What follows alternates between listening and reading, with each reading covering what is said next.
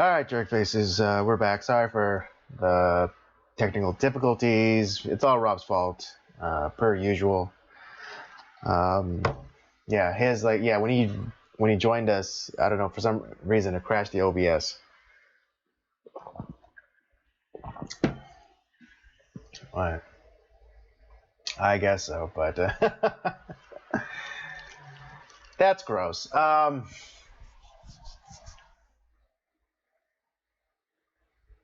And that would be helpful if I unmuted your mic, but I think that is it like there was a sports show that I used to watch back when ESPN was good. It was mhm. called Around the Horn, and the moderator of it's pretty much you would have these sports writers talking about the sports topics of the day, and some of them would have like Jesus. their jokes, and if the moderator's like, oh, that's stupid, they would get a mute. So, Yeah. so Again, it's one of those days. My Bluetooth cut out exactly when you're telling that story, and then came back right when you finished. It's just one of those days. We're just gonna power through. Let's just keep going. Let's just keep going. oh boy. I know it's.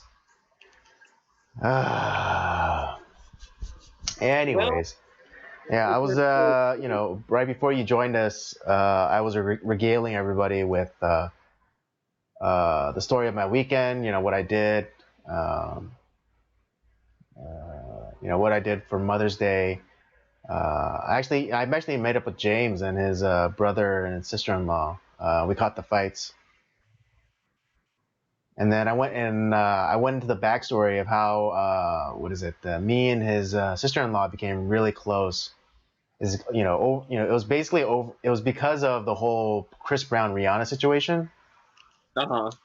Yeah, and like when we first, and I again, this is a repeat, but when we first met, it just had happened, and so and I again, I'm not advocating for beating women or nothing, uh, but I simply asked questions like, oh, I wonder what she said to set him off, and Yeah. that became the kind of the catalyst to or the kickoff point to our conversation. Because she was like saying like, oh, it's so bad or whatever. I was like, yeah, yeah, yeah, I get that. It's like, say, because the what was it, Newton's third law of every action has a reaction, and so beyond Chris Brown just being a shitty person, you know, Right. beyond beyond that, there must have been something to have set him off for him to Bingo. beat on Rihanna. And so yeah, and that was and I eventually got her to see like my point of view, and that's kind of how our friendship began. Well, it's funny because asking that kind of question.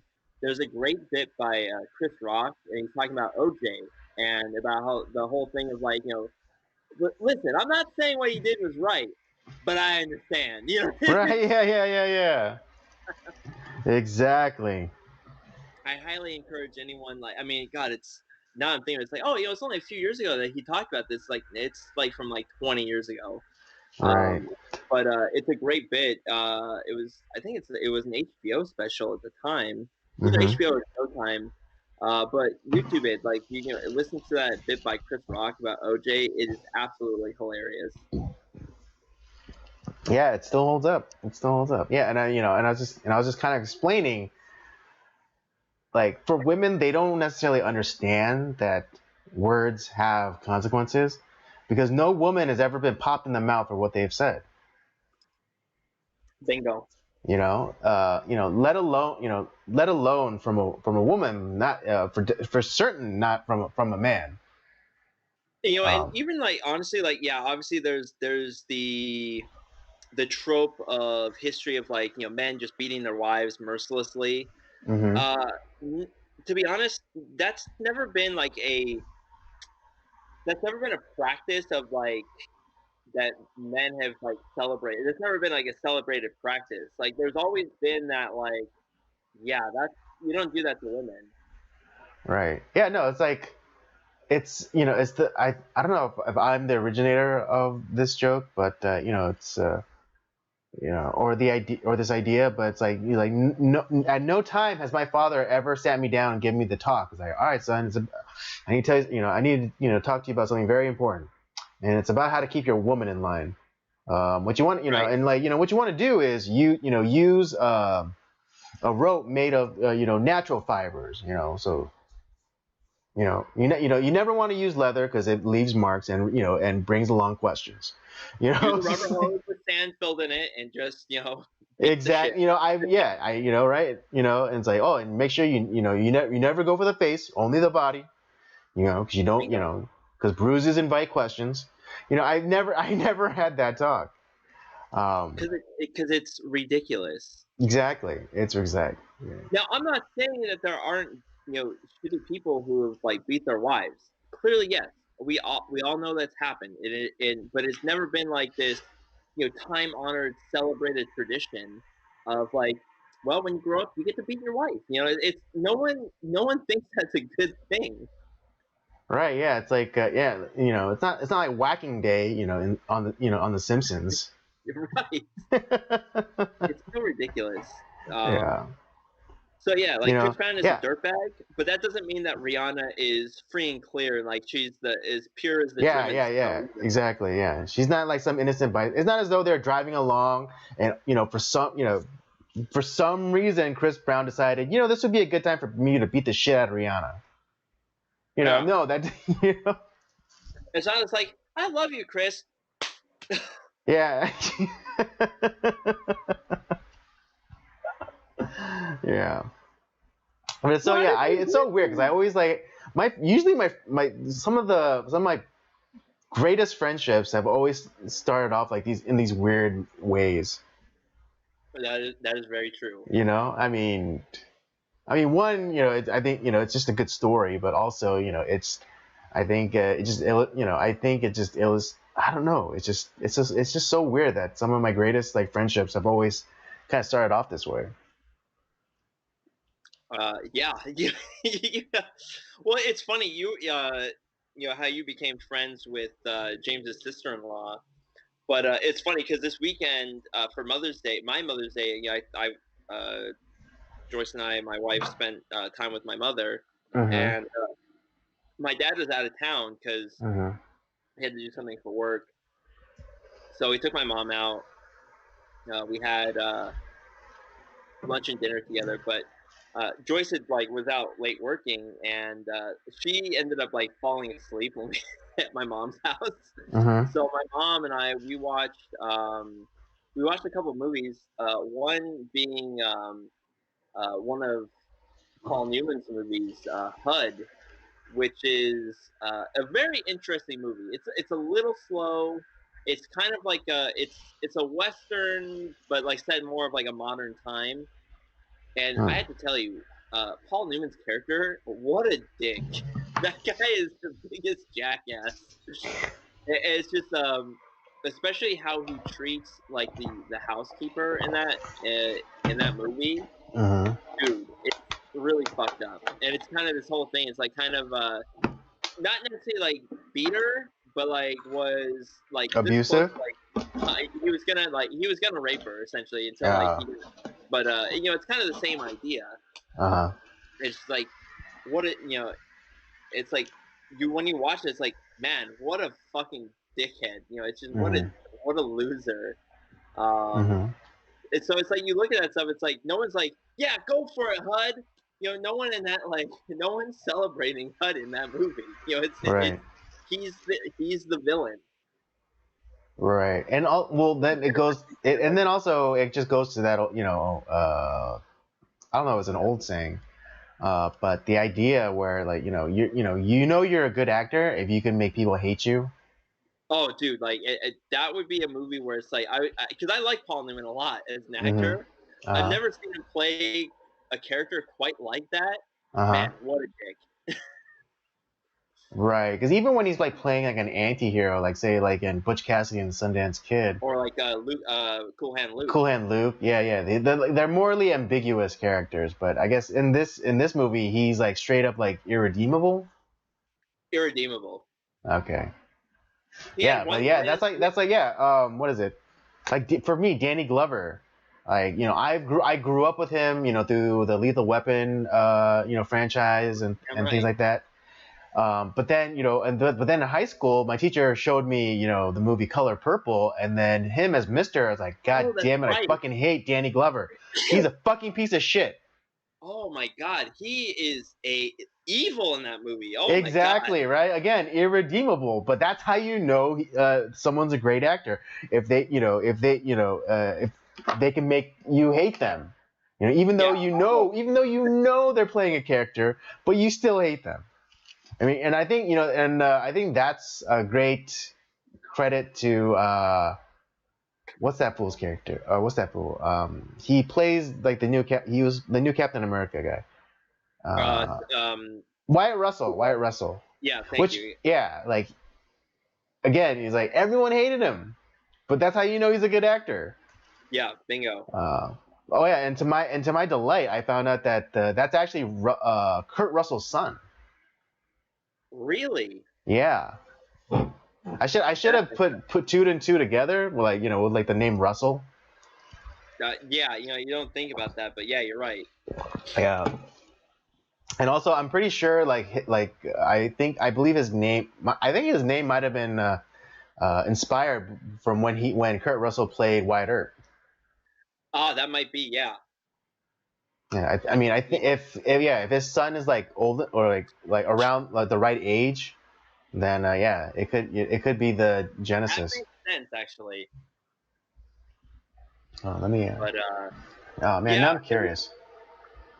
But it does bring up an interesting conversation because like I said, all these we've talked about it. A lot of the quote unquote Me Too allegations, all that stuff, all the there it's not a black and white thing because Hmm. yeah there are some people that are just terrible people and they'll beat the shit out of somebody, beat their wives or girlfriends just because they're terrible people, Hmm. certainly. But it's not that's I think that's more rare. I think a lot of times in these cases it definitely takes two to tango, and you should never no matter what, unless you have to defend yourself from either being shot or stabbed.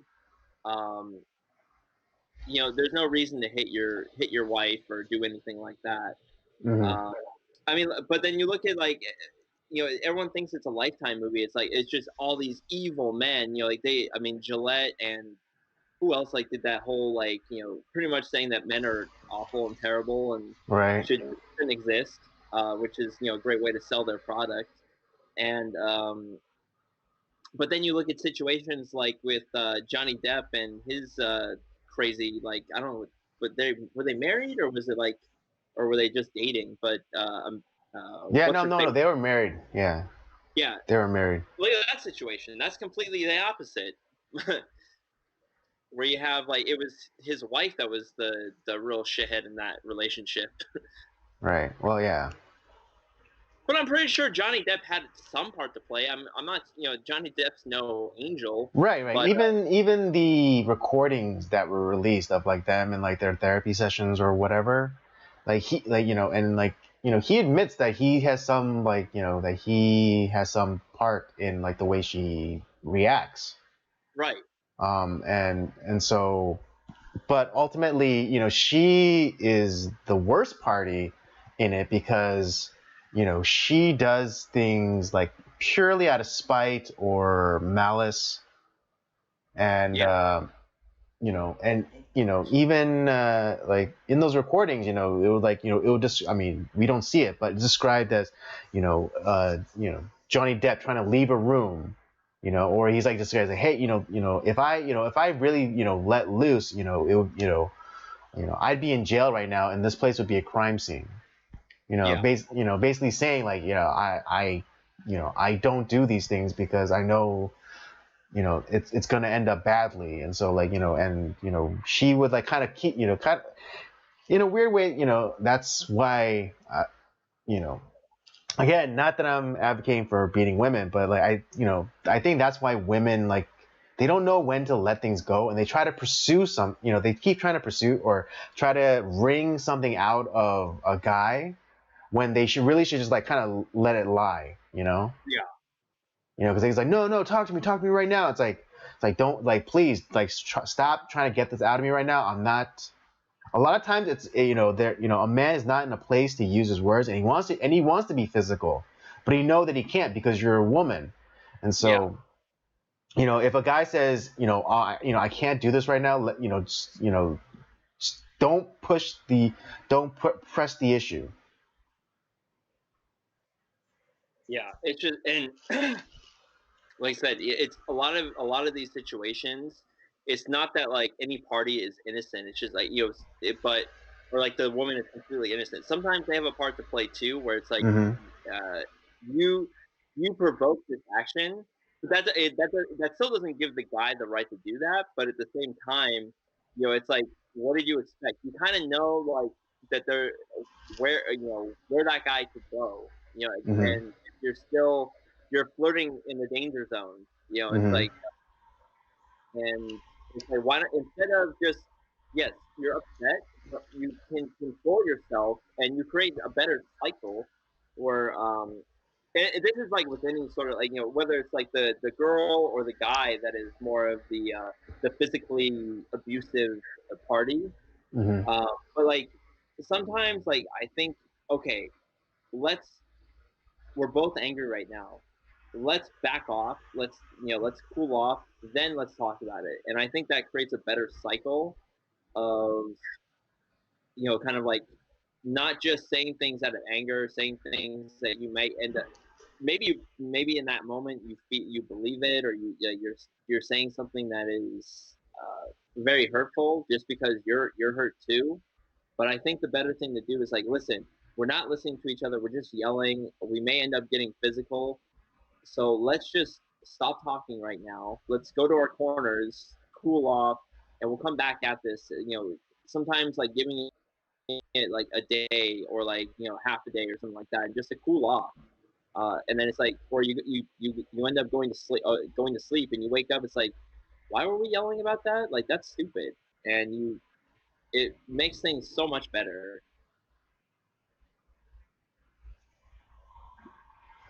A Yeah, lot of, exactly. yeah, a lot of things. It's people who have no self control. Guys, it's like you think that like it's you have that tendency like where you're a physically violent person at times. You got to cool it. You can't do that. You can't just give in to that rage. And women, same thing. Like you can't just give into that rage and just say whatever the fuck you can just because you're a woman. That doesn't give that. That's not right either. Or if like you try to get physical, and the guy is like not, yeah, he's upset, but he's not a physical person, but the woman is. That's not right either. You have to learn some semblance of self control.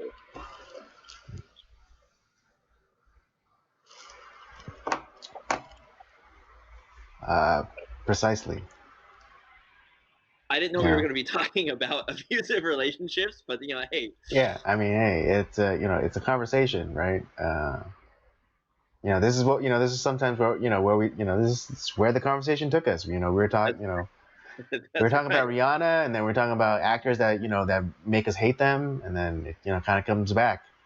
Uh, but oh yeah, Wyatt Russell, he was born in '86, so not exactly the same time He's as our age, or he's my age. yeah, he's like within the same generation as me. So Yeah, but that's not what I also wonder, maybe like Kurt Russell was always kind of a fan of like Wyatt Earp or something like that, or he liked westerns. maybe yeah, that's He, totally feasible. we also forget that Kurt Russell was a child actor. Like he's been Yeah. he's been Yeah, in I movies remember. I forever. remember him when he was on Gilligan's Island. Not that I saw like the original broadcast, but in reruns. Um, if not for his movies, then maybe like one of the first exposures to Kurt Russell was when he was on Gilligan's Island. Yeah, I mean, like he's been acting forever. I mean, Yeah, I mean he acted opposite freaking Elvis Presley. Get out of here. Yeah. Like, of course, as a kid, but yeah, he acted across. Yeah, he did a scene with Elvis Presley. I think it was Yeah. like the Hawaiian days. Interesting. Oh, I mean, those movies, like, man, I'd really have to be in the mood to watch one of those, Mm-hmm. which is usually never. But Mm-hmm. I mean, trust me, I watch a lot of crap, but I don't know if I can. Right. If I'm like, Yeah. Well, maybe. Well, inspiration. What if we did a successful child actors month? that. Yeah, I'd be interested in doing that. Yeah. So we I do could like watch. I could watch it for that. yeah. I mean, and then we could also do like a train wreck child actors where they're only known for like their child stuff. I mean, yeah, you'd probably have to throw Lindsay Lohan in that list. Yeah, Macaulay Culkin for sure. It's weird because it looks like he's still doing stuff, Uh but huh. like he's definitely not like Home Alone success level. No, yeah. But then he's making so much money off those residuals for those movies. He You have literally can do whatever the fuck he wants. because he did obviously the Home Alone. He did like the Page Master. Mm-hmm. He did a lot of stuff very early on, and yeah, so He did the he I yeah believe he did Uncle Buck. that's right. I forgot he was in that. Yeah. He did The I Good Son with Elijah Wood. Good Lord. Elijah Wood. See, there's a guy that would be in the good child actor. He's been acting since he was a kid too. Yeah. But yeah, he's like he has done so much early on that he literally can do what the fuck he wants. Yeah. Was the other thing I've been doing this like past week was now I'm no fan of GQ or Vanity Fair, but Mm-hmm. they do have something kind of interesting on both of their YouTube channels where they're talking with like actors about like either their most famous characters that they've played, or they look at the whole timeline of their having the actors talk about their whole career. Mm-hmm. Usually guys that have been like acting forever, Mm-hmm. like guys like Harrison Ford, what you call it, John Goodman, stuff like that, and Mm-hmm. they what's his face from the Big Lebowski, Jeff Bridges. yeah, Jeff Bridges, thank you. Yeah, and it was just really interesting hearing them talk about their career and like the characters that they like being able to play. Mm-hmm. Um, so in that sense, like I was like, this is actually pretty interesting, and Mm. it introduced me to some new movies. I was like, where you think of like some of these guys have been in hundreds of movies, Mm-hmm. and you look and it's like, wow, like, and like some of the ones like the movie that I really like to do, it didn't do very well, but like I thought this was really great. Like I really had fun playing this character, and like there's like this and this about the movie. It's like, wow, I've actually never thought about that, like ever watching that movie, but they Mm-hmm. the actors seem to enjoy it, so maybe it's worthy of taking a look at it at least. Mm-hmm. Like a couple of Harrison Ford movies that he was talking about that he enjoyed, was I think it was from 2000, where I think it's one of the few where he played a bad guy. What is it? I have it set on my Amazon list. Which was so let me look at my. It was. What the hell was it?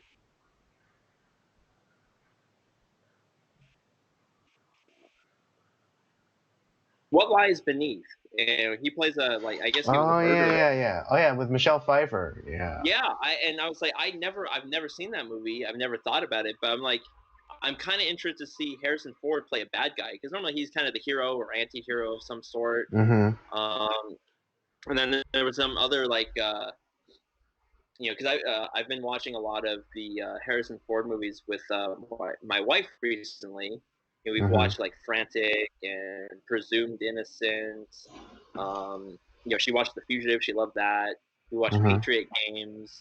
Um, and then Solid. yeah, so it's just kind of like interesting. I obviously we do a lot of movie stuff, and I had never seen those before, and I thought it was kind of interesting. Mm.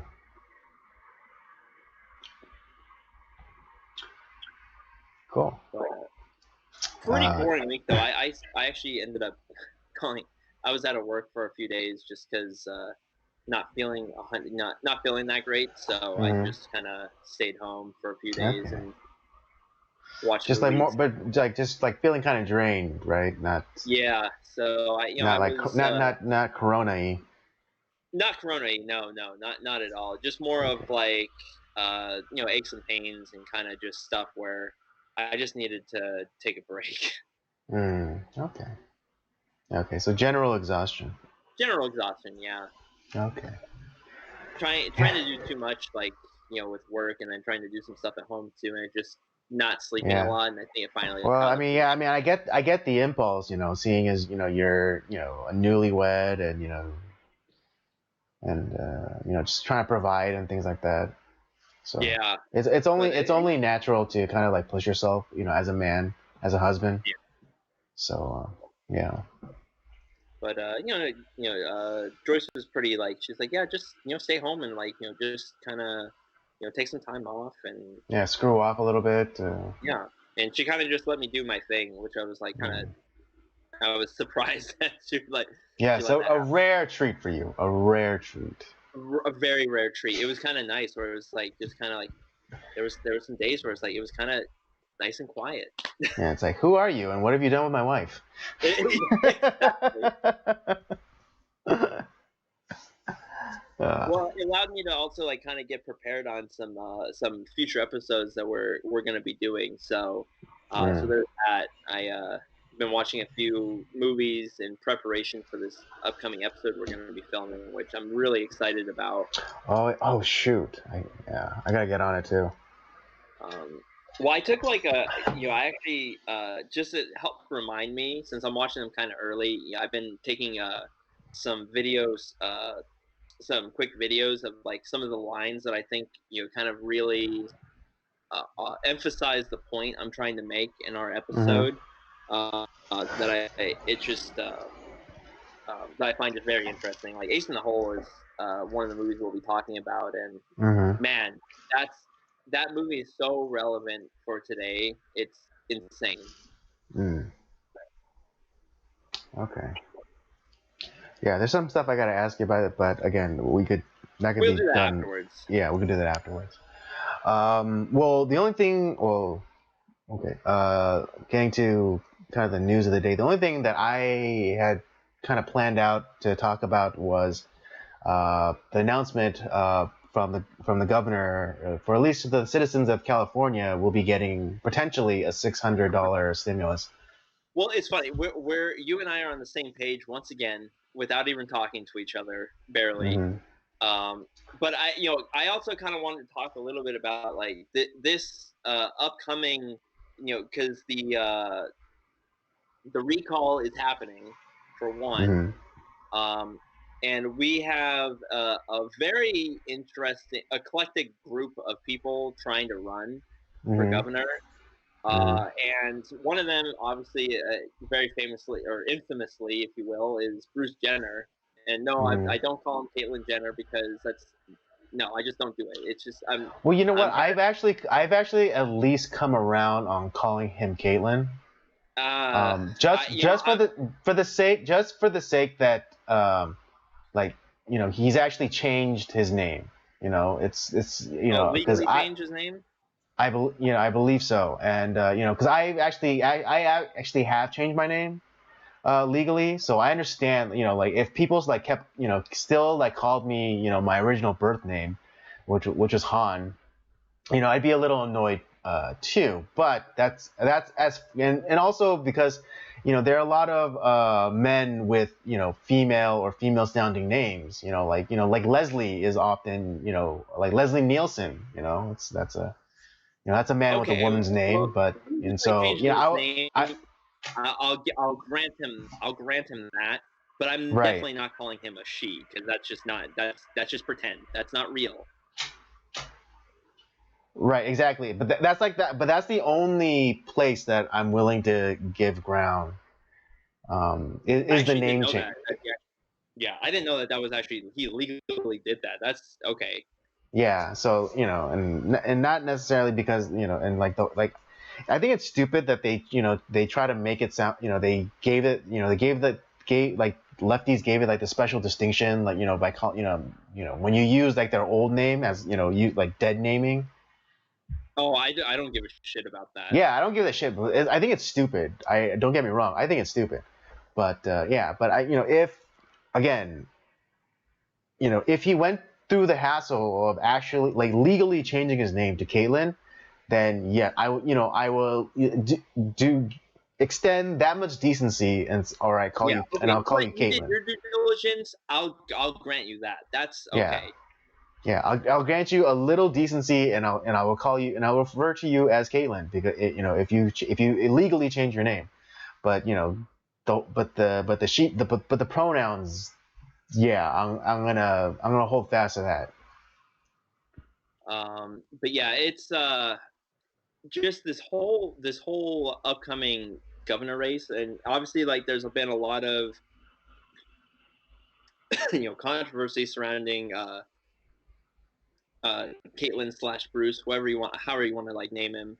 Hmm. Um, but it's weird because the things that are coming out of his mouth, I'm like, okay, yeah, I do agree with that, but then at the same time, I'm like, I'm very confused because this is this almost this person is California wrapped up in like one package because it is the most confusing person I've ever met. And honestly, it pisses me. Like I said in our text thread, California deserves Caitlyn Jenner. Oh yeah, I mean he pisses the left off, which is great, but at the Right. Yeah. same I mean, time, yeah. I'm Have you like, seen the contrasting tweets from the lefty Hollywood types, like George Takei, for instance, like when he first came out, as transgender or whatever, it's like, oh, welcome to the family, but that was like in 2018 or whatever, and then contrast it to right, today. that was like several years ago. Yeah, yeah, it might as well be 50 years ago. Um, but yeah, contrast it to just like a few weeks ago, and it's like, oh, you're a monster. You don't understand what trans like people go through. Like, for like, if anyone, he is the most qualified to talk about like the whole like trans like in women's sports thing, because one he was an athlete, the top athlete actually in the world at his during his time, and then also because he's a trans person. Yeah, and he's like, yeah, it's ridiculous. I know that like my body is not the same as like a regular, Like a I have a biological man's woman. body. Like it's not, I'm gonna like not at his age like now, but like Right. if he Yeah, was but like it, if he transition if he at his peak decided to transition and then go and compete in the women's events, he'd blow them all out. yeah, easily. And he knows it's ridiculous, and that's the funny thing about it. It's like, and yeah, you said it's like I said, it pisses the left off, which is fantastic. I'm all for that. Like, just Hmm. fuck those people. Right. And obviously, like all the angry tweets, all the ones that have their own podcasts, and like how Hmm. Sarah Silverman is bitching about like what he's saying and all this Yeah, stuff, it's like, and oh, you're like transphobic. It's like, that's it's kind of like the whole like, oh, you're a white supremacist. Like, I'm a black person. yeah, well, it's really rooted in white supremacy. Yeah, okay, Yeah. uh, sure, buddy. It's ridiculous. You're spot on, Andy. It's exactly what California deserves. Hmm. I don't know, and that's the thing. It's like honestly, at this point, like I just don't want Gavin Newsom as our governor because Hmm. look at our state right now. It's awful. And of course, Hmm. and when we that article you sent me, what was it from LA Times? Yeah. Yeah, it was from LA Times, and it's it's funny. They actually get to the real reason, the heart, the actual part of the story. It's like 10 paragraphs down, where like they actually get into the actual story instead of just this genuflecting nonsense. Hmm. Where you know about how pretty much like Yeah, Gavin Newsom's worried about the recall and like all this stuff, and he wants to give California extra money. That it's like, okay, there it is, right there. It's Yeah, like about or whatever the fuck. Yeah, I was recall. actually I have it queued up and I wanted to show everybody. Um, I have it queued up here. Yeah, Newsom proposes additional 500 billion toward rental assistance. Big, long way towards that would be just let the people open up their fucking businesses. Bingo. What is it? Yeah, and that's another thing. They always talk about like the renters like rights, or whatever. It's like, oh, we have to make sure that during this time, people who rent, aren't evicted or don't have to be or forced to pay their rent because like they might not have a job. It's like all things because of you guys. Yeah, But it's like, exactly. but it's like always on the renter, but not like the property owner. It's like, oh, fuck that guy. Oh, he's got a mortgage on that. He's got a mortgage on that property. Fuck him. Let him figure it out. Yeah, it's not like most of the people, a lot of people that actually are like renters. It's not some like transnational global conglomerate that like owns all these properties. A lot of times it's kind of like in their own way. It's like the small business owner. It's like that's Mm-hmm. like how they already have a job, but they have like this is like some supplemental income. They're Mm-hmm. not making $1 billion. They're kind of like barely like making it. It's kind of they're barely making enough money as it is through rental stuff. It's really Right. insane. It's just like restaurants who the governments came in and said like, okay, you can operate, but only at at quarter capacity or half capacity, where it's like the restaurant industry, they're already running on really thin margins. Like Like like razor thin at margin. 100% capacity, and now you Yeah, want them to run on 25, like 20 half or 25% capacity. It's like that's nonsense. That's how you know that you don't know what the fuck you're talking about. yeah. But yeah, like it goes into all this whatever about there being a surplus and how the governor actually wanted to spend $100 billion on it, for this thing. But then Um, you scroll down and down and yeah, and you down, and scroll then you down, you finally get scroll to the down, actual you scroll story. down. This section, what is it? Uh, It's like eight yeah, paragraphs trying to help. It says he wants to help households earning up, 75,000. Saying that direct payments are better, whatever. Um, oh, and like if you have kids, then you might get an additional Yep, $500. yep, yep. So Okay. 1,100 total. We recognize the stress of we recognize the acuity of stress associated with back rent, and we recognize the acuity of stress as it relates to gas, electric, water bills. We can keep people housed, we can keep people warm and safe, and make sure that they are getting the kind of resources they deserve during this challenging period of time that we are solely responsible for. I think they omitted that part out, but yeah, going down and down and down. Talking about how they institute a moratorium on evictions, and then finally at the bottom, right here, says the stimulus payments are part of what Newsom is calling a California comeback plan, pitched as he fights back against a Republican-led campaign to recall him from office. State election officials First of all, recently no, it is announced not a that. Republican-led campaign because people that are Democrats hate him too. Yes. What is it? Hold on.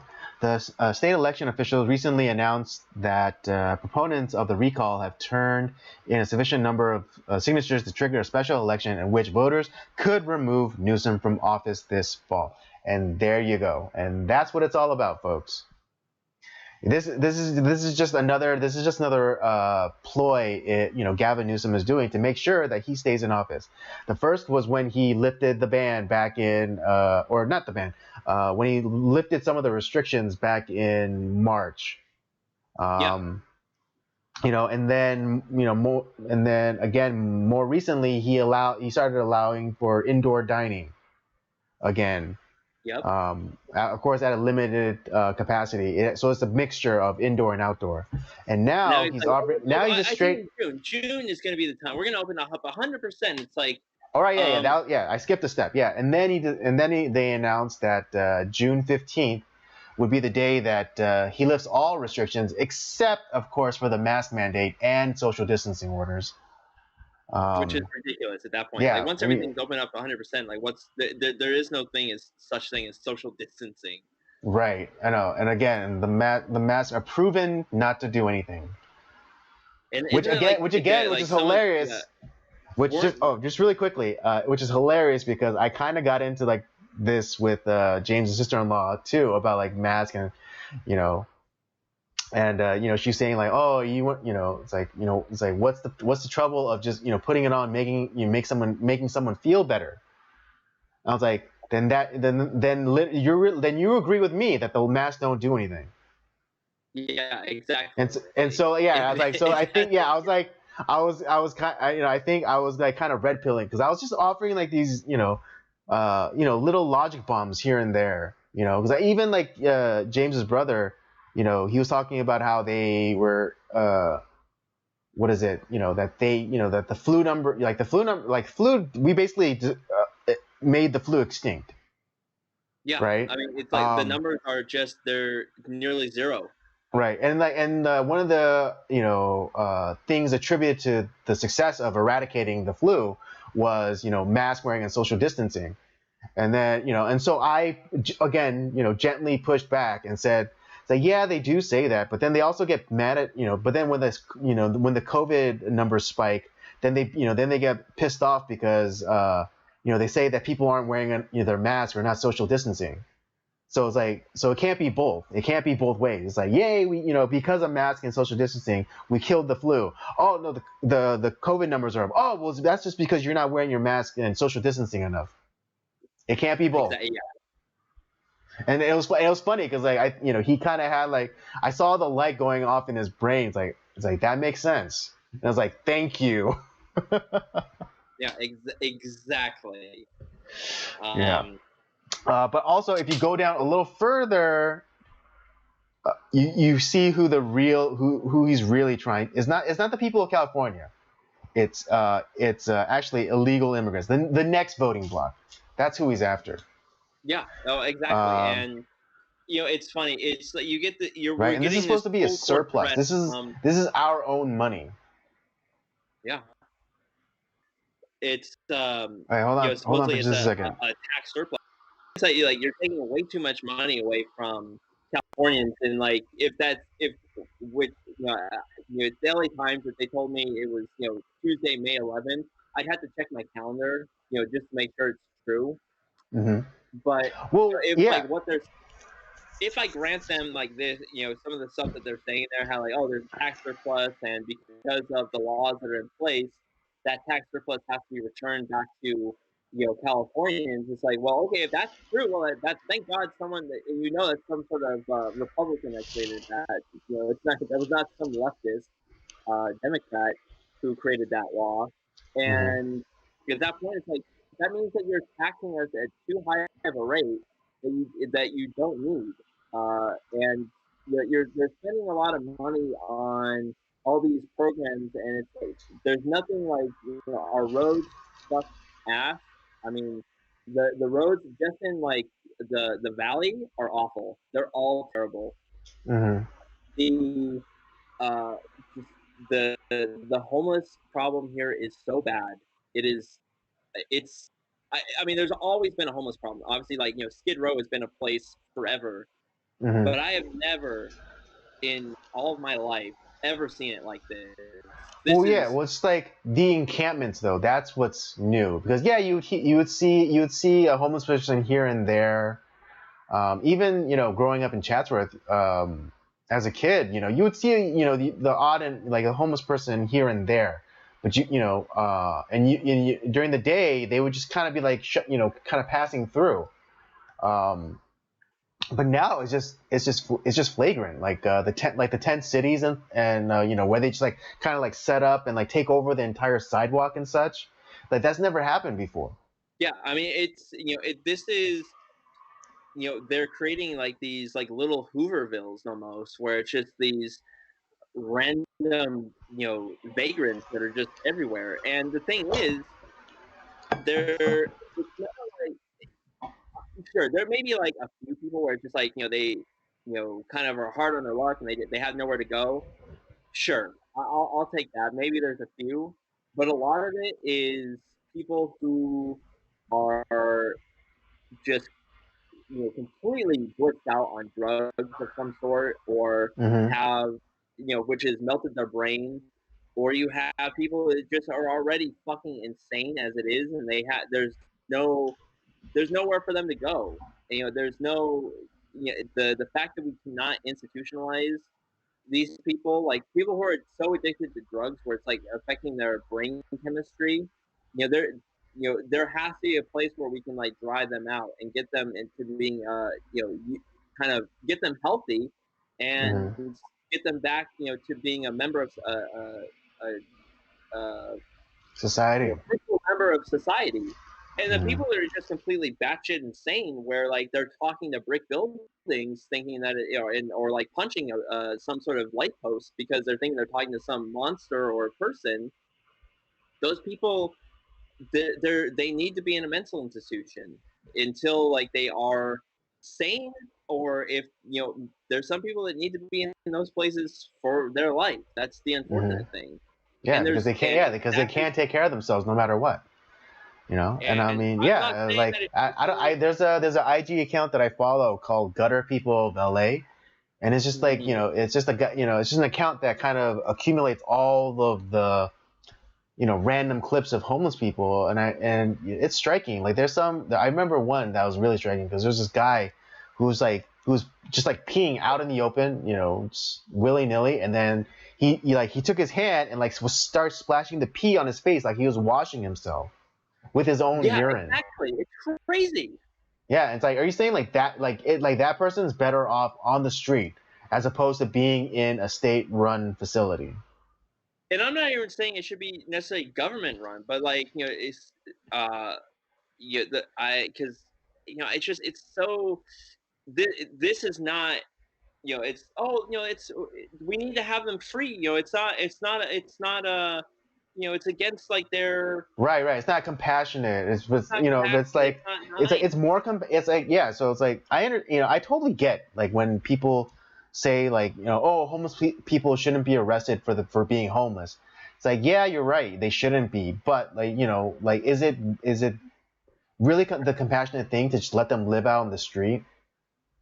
And a lot of times it's not like necessarily that they're just a lot of times they're a danger not only to themselves but to other people. Like a lot of people are Hmm. getting hurt because of that. Like you have people where it's even getting into not just the urban areas and like the city, but it's getting into like suburbia as well, and a lot of kids and like people who are they're getting hurt and they're getting attacked, Yeah.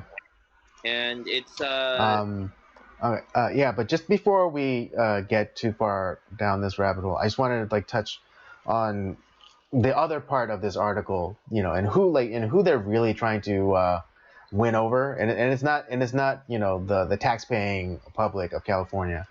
In this right here says this would be the second round of state stimulus checks provided by the governor. Just let's be sure it says the governor, not the government, the governor. Um, in February, the governor signed legislation to provide low-income Californians with 2.3 billion in state stimulus checks.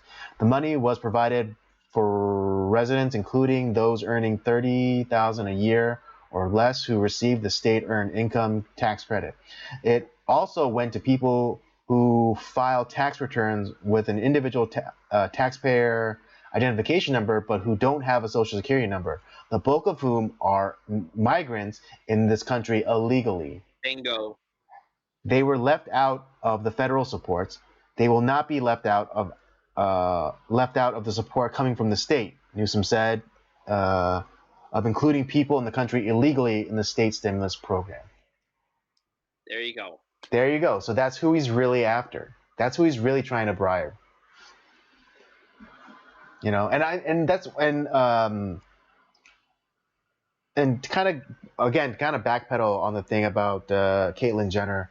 Yeah, there are some things that that I generally agree with him on.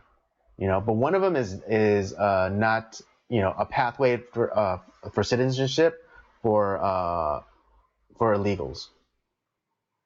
No, it's just because the thing who that really honestly a lot of people that are pissed off by that. It's not necessarily me, which yeah I am, but it's people who like my wife who is not an American citizen. She's trying to become one, and she's doing it through the legal channels. Mm-hmm. And she looks at that stuff. It's like that's not right. Bingo. Yeah, exactly. Mm-hmm. You're absolutely 100% correct. Mm-hmm. Just because you don't have to have an ocean to swim across to become to get into this country. That doesn't mean that you get to just cut the line. Mm-hmm. And that was the one thing that in a lot of the interviews that some of the media people are with talking to people that are coming across the border, it's would you have done this when Trump was president? No. And it's so because Biden became president, this is why you're crossing. It's basically it's Yeah. that's exactly the reason. And it's not just it's because these people aren't coming necessarily from they're not Mexican citizens.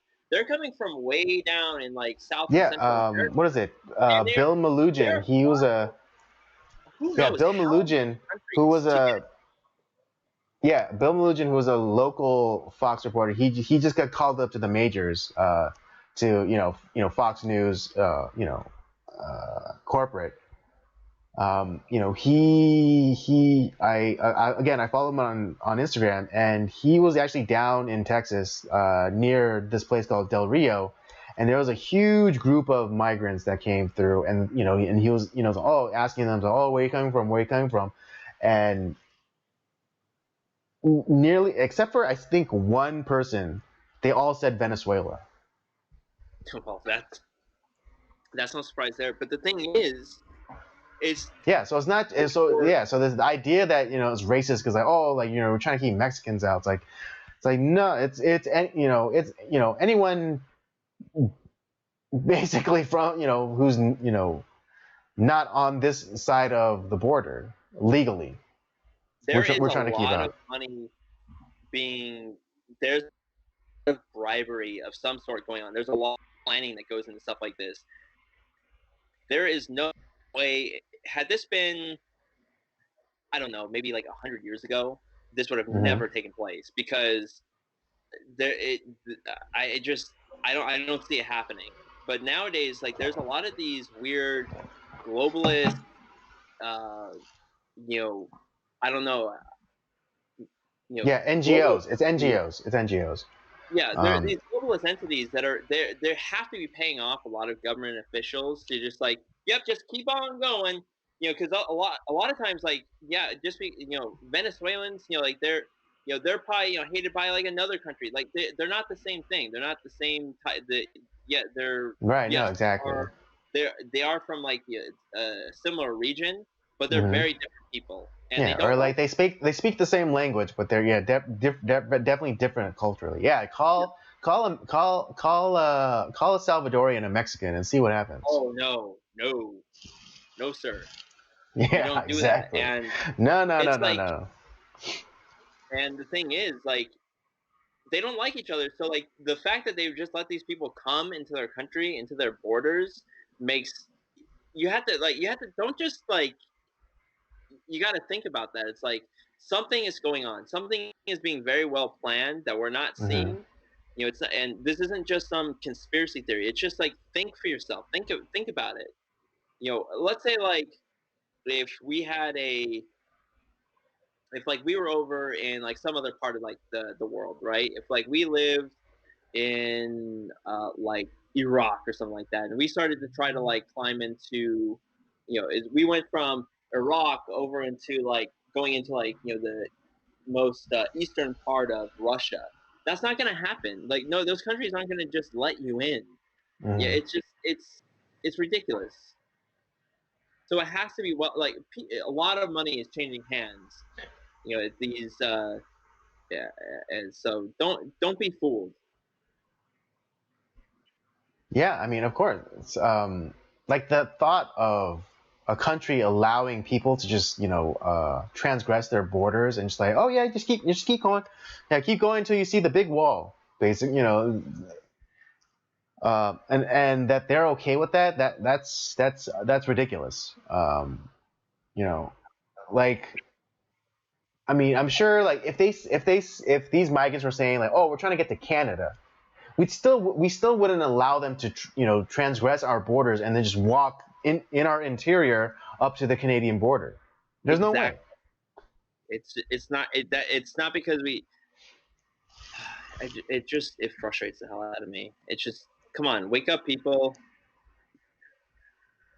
Yeah, I mean, don't lose the forest for the leaves. Don't buy into the sob story that the media is trying to sell you. It's not like Right, and yeah, and like this, and and it's always their sob story, because when the right or whatever, they try to implement their own kind of like sob, like that kid who like that border patrol found and like said like, oh yeah, I came with this group and they just like left me behind, like not a single tear shed for that kid. Not a nope. single tear shed for that kid. Or those two like babies that were like literally dropped on the like from 10 feet over the wall and just like left there, to basically die in the desert. Like there no tears, no outcry for those babies. Yeah, and it's yeah, and then obviously like a few years ago you had AOC, for whatever reason some like no nobody congressperson, it's like I don't think has spent 5 seconds in her district. Hmm. uh she's down at the border with her Yeah, and crying at an empty parking lot. That's what it was. It was crying at there it. you go. She wasn't seeing Yeah, she wasn't looking into the faces of those migrant children. She was staring at an empty parking lot. yeah, it's all a show. It's all fakery. It's kabuki theater. There's nothing there. Yeah, there's nothing there. Yeah, bingo. Yeah. Uh, But yeah, just Gavin Newsom's trying to bribe people to vote for him. mhm. Not necessarily us, because obviously we're not going to vote for him. But Yeah. Yeah, there's I a mean, but whole yeah, group. the There's going to be a whole group of people that can't vote legally that are going to be allowed to vote for mhm. him. Mhm. Which Yeah, I mean, granted, they're there's already gonna be a trying that. bunch Yeah, of like in Oakland, I believe it was. They were like saying like, oh, they were gonna allow, illegals to vote. We're like, oh no, no, no, just on municipal matters, not not state or federal. No, just municipal. yeah, Like, right. yeah, what the fuck ever. But yeah, like they're So even like yeah, the kind of propaganda spin that they're doing. Like I just saw a recent just before we came on. I caught the local news and how they're saying like, oh, survey shows that there's not much interest in recalling the governor. And they did like their whack ass poll with they didn't really cite like where it's from or who was sampled, but it's like anonymous, overwhelming majority doesn't want to recall the governor. anonymous sources say. Yeah, anonymous sources say. But yeah, but even like the whole like because when Gavin Newsom said that he was going to open up everything on June 15th, then they then coupled it with a report saying that California couldn't reach herd immunity by that same date, June 15th. But Yep. now they're saying, again, this is them moving the goalposts. Every single time you'll see it. When you start seeing it, then you can never not see it. But they just again on that same news broadcast, they're saying how herd immunity could maybe be achieved by early July. So they're already moving the goalposts for when herd immunity can be happening, Yeah. which will then also push back what is it the date to reopen everything in California. It's just so obvious now. Yeah. Oh boy. It's just well, we'll see what takes place with California. Like I'm very close to getting the hell out of here. Mm. Yeah, I I mean, I really have don't. like one foot out the door at this point. Because I don't see anything really, even with like this recall, like Mm-hmm. I don't really see anything ever changing. True. I mean, maybe it'll get I less mean, worse, yeah. I but I mean, don't really. I know we don't have like a lot of. I mean, yeah, I know we have like a lot of whatever candidates. I mean, even like that porn star chick for during the Davis recall, she's running again. Um, Good lord. but I know the field of candidates is not stellar. I mean, No. and I'm not even 100% sold on some of the ones that I am leaning towards voting for, like Kevin Faulconer, the former mayor of San Diego. Yeah. Yeah, I mean, Republican. He greatly reduced the homeless problem in San Diego. So yeah, I mean, I still don't know that much about him. That's the only claim to fame that I know him for. God, Um, if that's the only thing that he does in this state, mhm. you know what? That's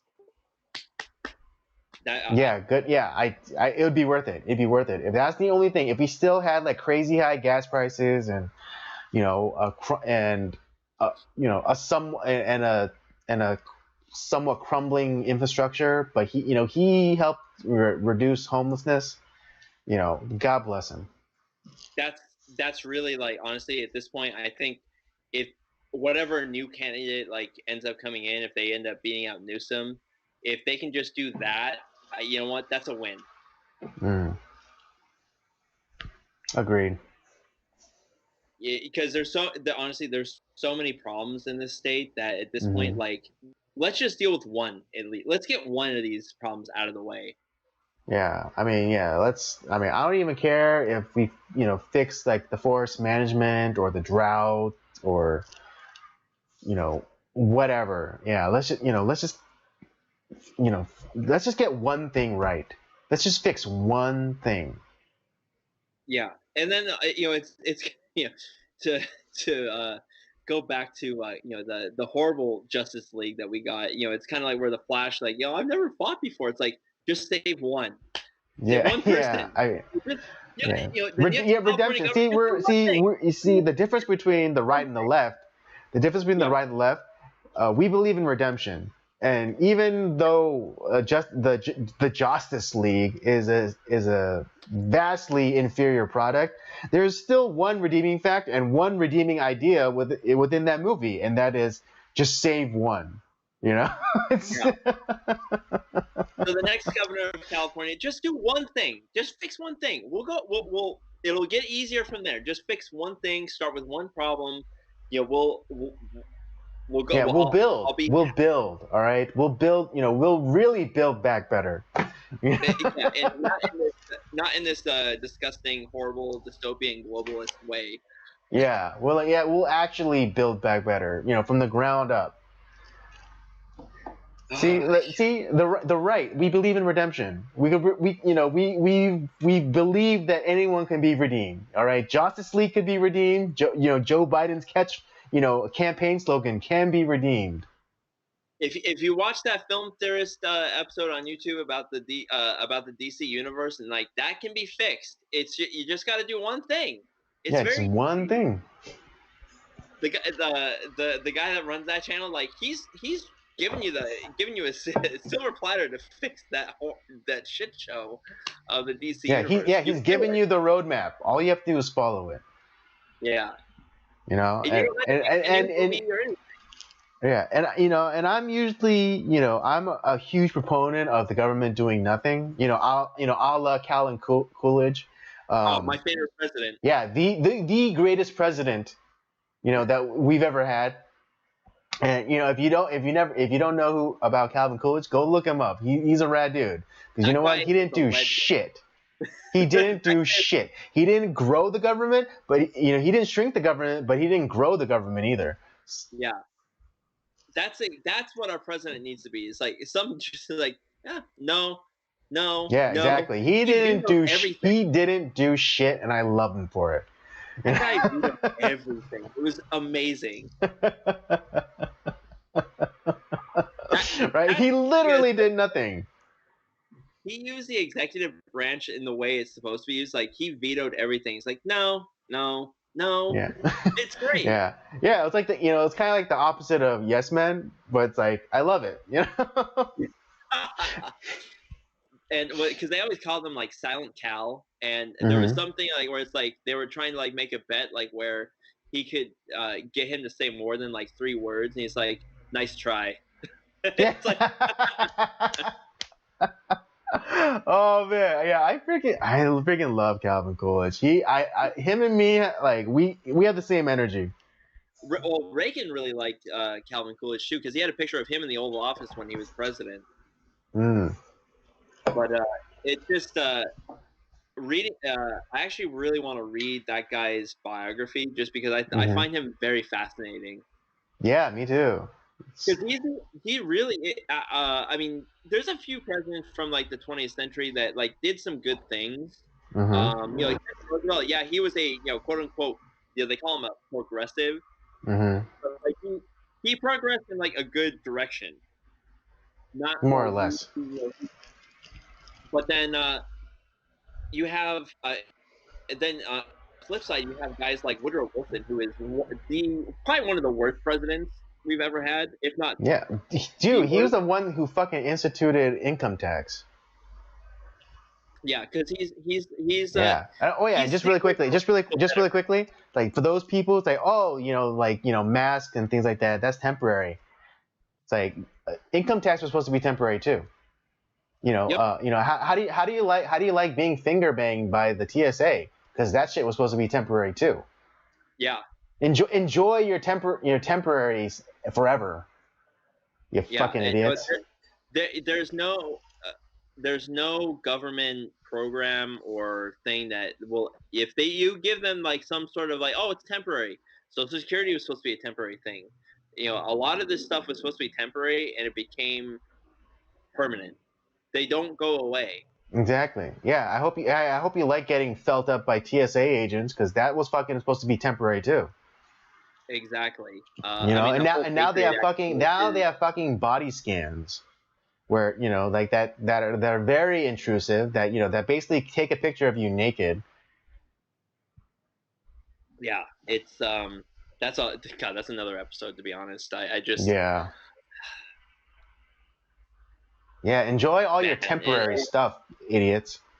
and that's the thing. Is like it's where the last 4 plus years have really been eye opening as far as like really seeing the truth behind like Trump really exposed a lot of the not only like the leftists and like like how like in bed they are with the media and everything and all these corporations, but really Mm-hmm. exposed a lot of people that I think we would have like championed not that long ago. Like people like that from our supposedly that are in our party that are like, yeah, I didn't have that much of a problem with him, but you start to see like George W. Bush was kind of an ass. Like some of the stuff that he's saying is like, wow, I never like. I've always heard like he's kind of a nice guy, but like, man, Mm-hmm. he's saying a lot of like shitty stuff, and then you start to like see it's like, yeah, this is the guy that like was behind the Patriot Act and all this other stuff. It's like, yeah, this is fucked up. Yeah. No. Which is Exactly. still in place, by the way. No, that never Yeah. went That's away. another temporary thing. How do that's been going on for 20 plus years. And he created a whole new government organization called Homeland Security. right? That Again, yeah, expanding the government, just like his dad. just like his dad. Yeah, I mean, yeah, I mean, yeah, exactly. And I'm, and I'm not someone with rose-colored glasses where I can't, I can criticize Trump too. Like he was the one that instituted the lockdowns, and like he instituted the CARES Act, which gave the governors power to do the lockdowns. Yeah. And again, he created Space Force, which sounds cool and all, but that's just another example of government expansion. Right. So yeah, Well, I think, yeah, I generally like what he did. Like the first 3 years, I generally like and approve of what he did. First 3 years, all right, fantastic job. Last year, not my favorite. It's like getting an album and liking some of the songs, but not all of the songs. yeah. Well, I mean, the fact that uh, people not only was Fauci listened to, but like he's become like a very powerful person in the government, and he's the Hmm. highest paid person in government too, which people Yeah, don't realize. highest paid government official. He's paid more than the president. Come on, That, folks. so don't tell me that he's not political, that he cares about us. He doesn't.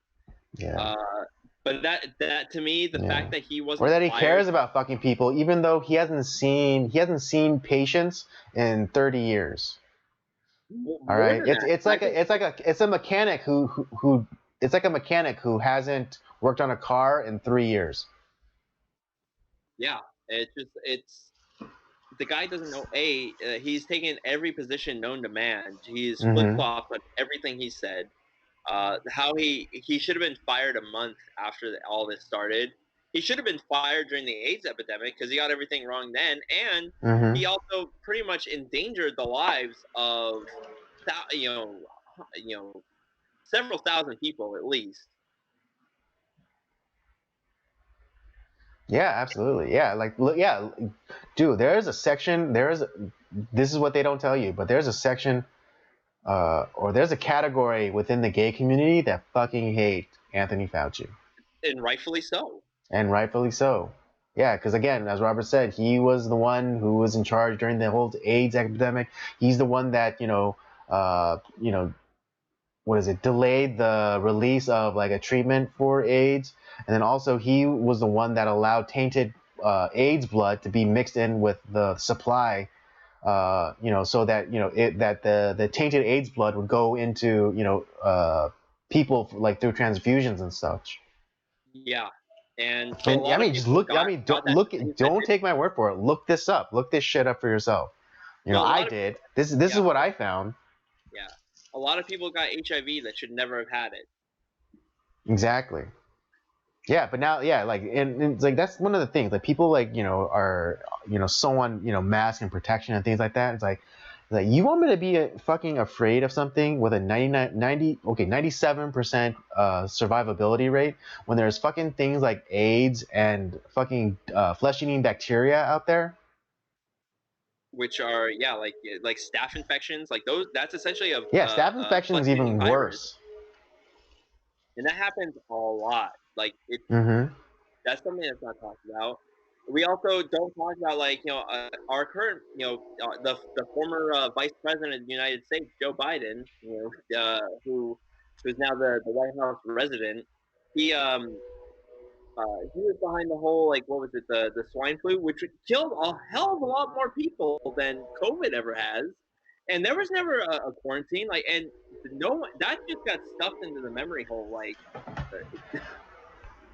Obama and Biden stuffed that into the memory hole so hard Yeah, that no, I that's right. People were fucking dropping like flies. yeah, and that's and he a lot of the medical equipment that there was all of a sudden there's no medical equipment that why is there such a low supply? Oh yeah, Well, the yeah, because they strategic, never yeah, replaced any of it. right, the strategic supply, yeah, that. They used it all during that problem, and they never replaced it. Mm-hmm. It's it's just I look at this stuff and it's like, wow, it is. so insane. Like if the media had any credibility anymore, they would have taken away their drool cups from the Obama administration.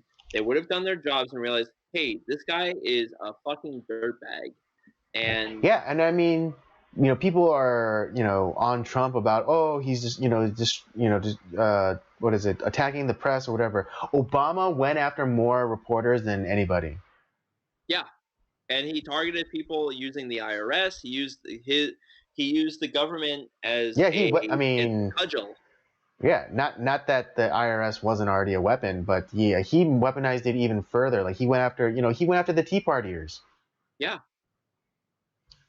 Yeah, and he went after a political organization, or rival like political organization.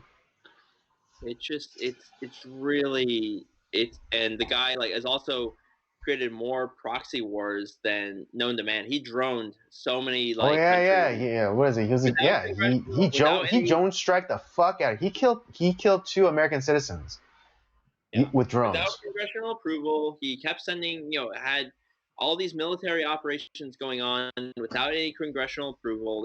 He created more wars than I think like any president up to that point. Uh, and no one talks about it.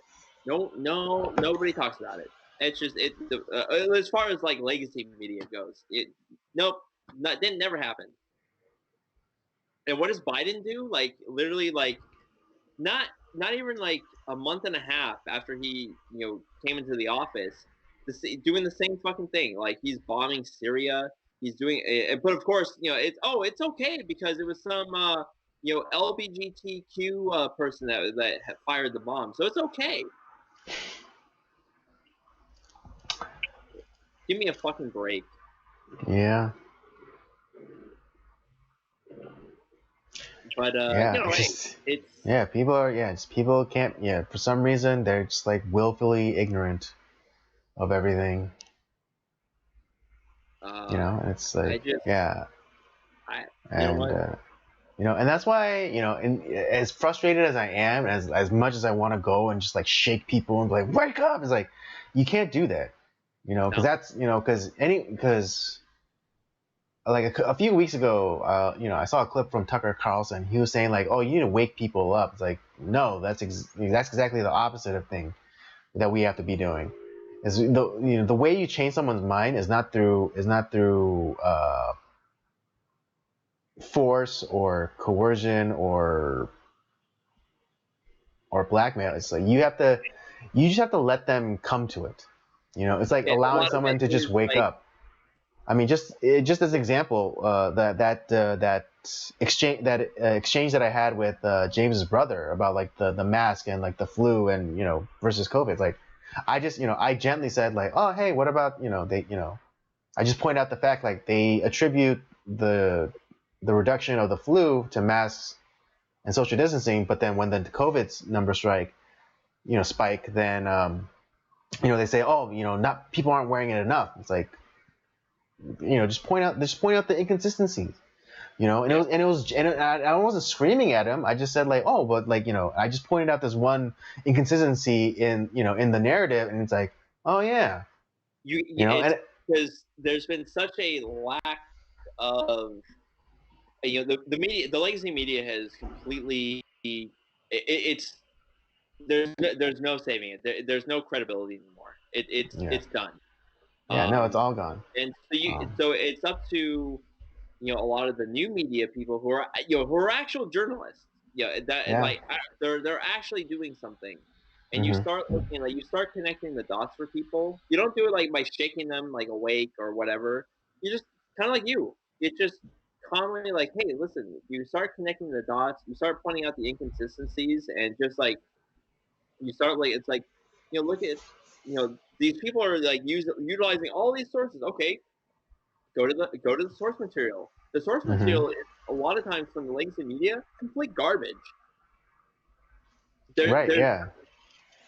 they're citing random reports that have nothing to do with like what they're talking about, or are citing like these studies that have like five people that don't really, it doesn't really matter to anything. and Right. it Yeah, or it it's like the sneaky like and like this fact checkers that sneakily supposedly fact check you. It's like they don't get you they get you on technicality. That's how they fact check. It's like, oh, did Biden really say that uh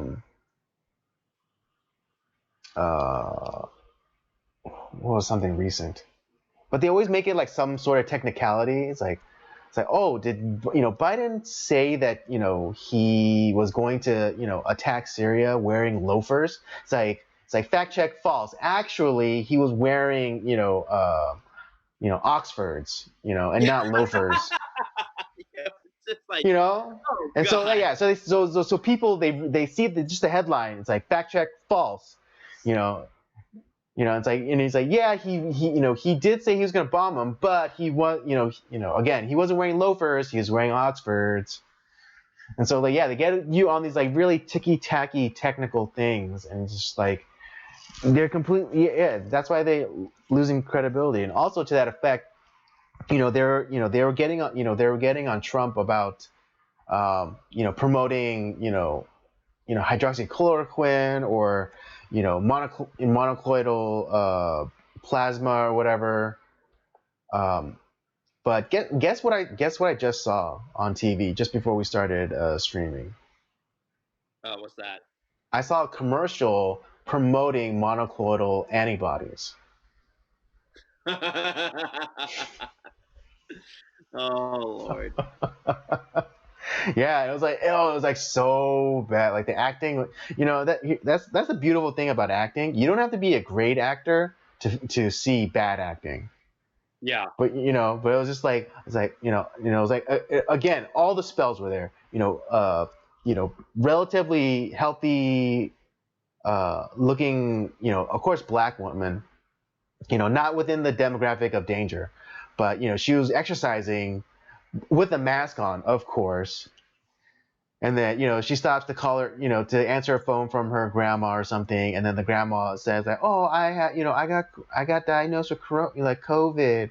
Like, "Oh no!" He's like, "What?" He's like, "What are you doing?" It's like, "Oh, they told me to quarantine." And it's like, "Grandma, you have to get monocloidal antibodies."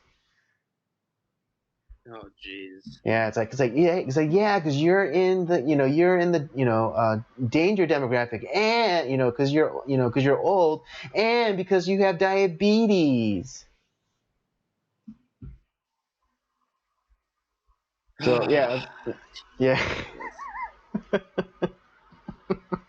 But it's like so weird. It's like, oh, so now we can talk about these alternative treatments. Yeah, it's absolutely ridiculous. Uh well, honestly, that's all I can stomach from the media and the government. But I repeat myself. Right. Okay. All right. Well, yeah, we'll leave it there. It's funny because like all of a sudden like our concurrent views like just went to zero, and especially specifically talking when we were discussing like the whole like Gavin Newsom stuff, and now because Yeah. usually like if the view count like kind of pick at least does one because I think it registers like the playback Yeah. through the dashboard on our setup, Uh-huh. but it's not even registering that. Wow. So I think we might be canceled very very soon. It could be. It could be. I think yeah, this might be the last episode of the circle. Nocturnal transmissions.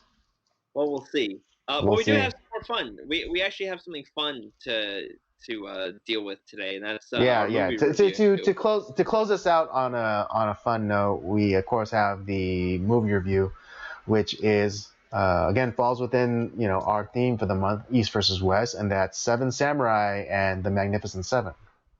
Yeah, I think you'll enjoy it. I love both those movies. And we have a guest on that we watch them Mm-hmm. with, so we'll Yeah, be of course we have talking about that. returning guest David Blake. Yeah, and next week we got a really fun couple of movies too. We got another Kurosawa Japanese film, Rashomon, and The Outrage, which I did not know I didn't know that movie existed, and I didn't know that it was based off of Rashomon. So I'm Okay. looking I forward mean, to I've talking never about even heard of the outrage. So, I mean, I heard of it. Rashomon, but So it'll be fun to talk about yeah, this I week. still dang, I still gotta watch that one too. But yeah, I'm looking forward to watching him. Same here. Yeah. All right then. That'll do it for this part of the live stream. Please stick around for the movie review. Um, and thank you for joining us. And we'll do it all again next week.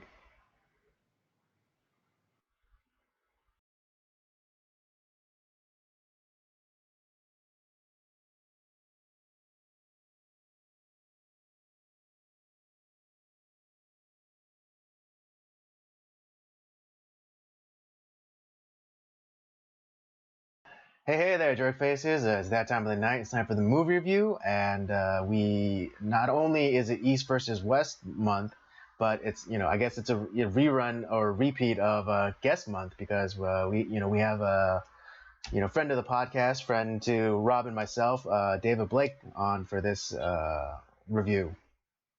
What's going on, big brother? Man, you forgot to mention handsome, dude. Of course, handsome too. How? Of course. I mean, that's obvious. I didn't think it needed to be stated, but yes, of course, handsome, devastatingly handsome. You should see my eyeballs up close. Yeah, yeah. How they sparkle, right? Hey, I've been told they sparkle. Awesome. Yeah, but yes, this again, this month is East versus West, so we'll be taking an Eastern, usually Japanese version of a movie, and doing a compare contrast with the American remake.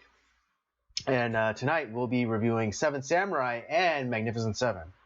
Yeah, maybe you might not know, but yeah, many people don't know that that the American version is actually a remake. Although there's it's it's a great movie. Well, I obviously the original is really great. I love it a lot, and this month is really becoming. It's actually Kurosawa, versus West. Yeah, Kurosawa versus everybody else. But obviously there's a lot of like Japanese, Korean, and like a lot of Asian films that do get adapted to the West. And as last week we talked about Hidden Fortress being kind of an inspiration for Star Wars, and these two movies are kind of like that as well a little bit, where it's Yul Brynner was so he was so excited. When he watched this movie, he was inspired. It's like, we got to bring this out to the West, and right. This is very much a passion project for him.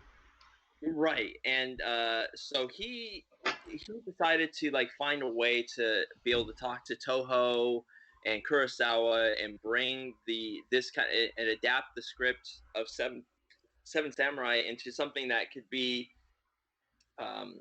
adapted into the West, and obviously that was more digestible to the Western palate. That's right, and that's why it ended up becoming a Western movie, which is at the time was very, very popular, and that's where we get the Magnificent Seven. And yeah, both movies are great. And why don't we get into before we get lost in the nerdery of it all, but let me get into my ritual of reading the synopsis for each movie.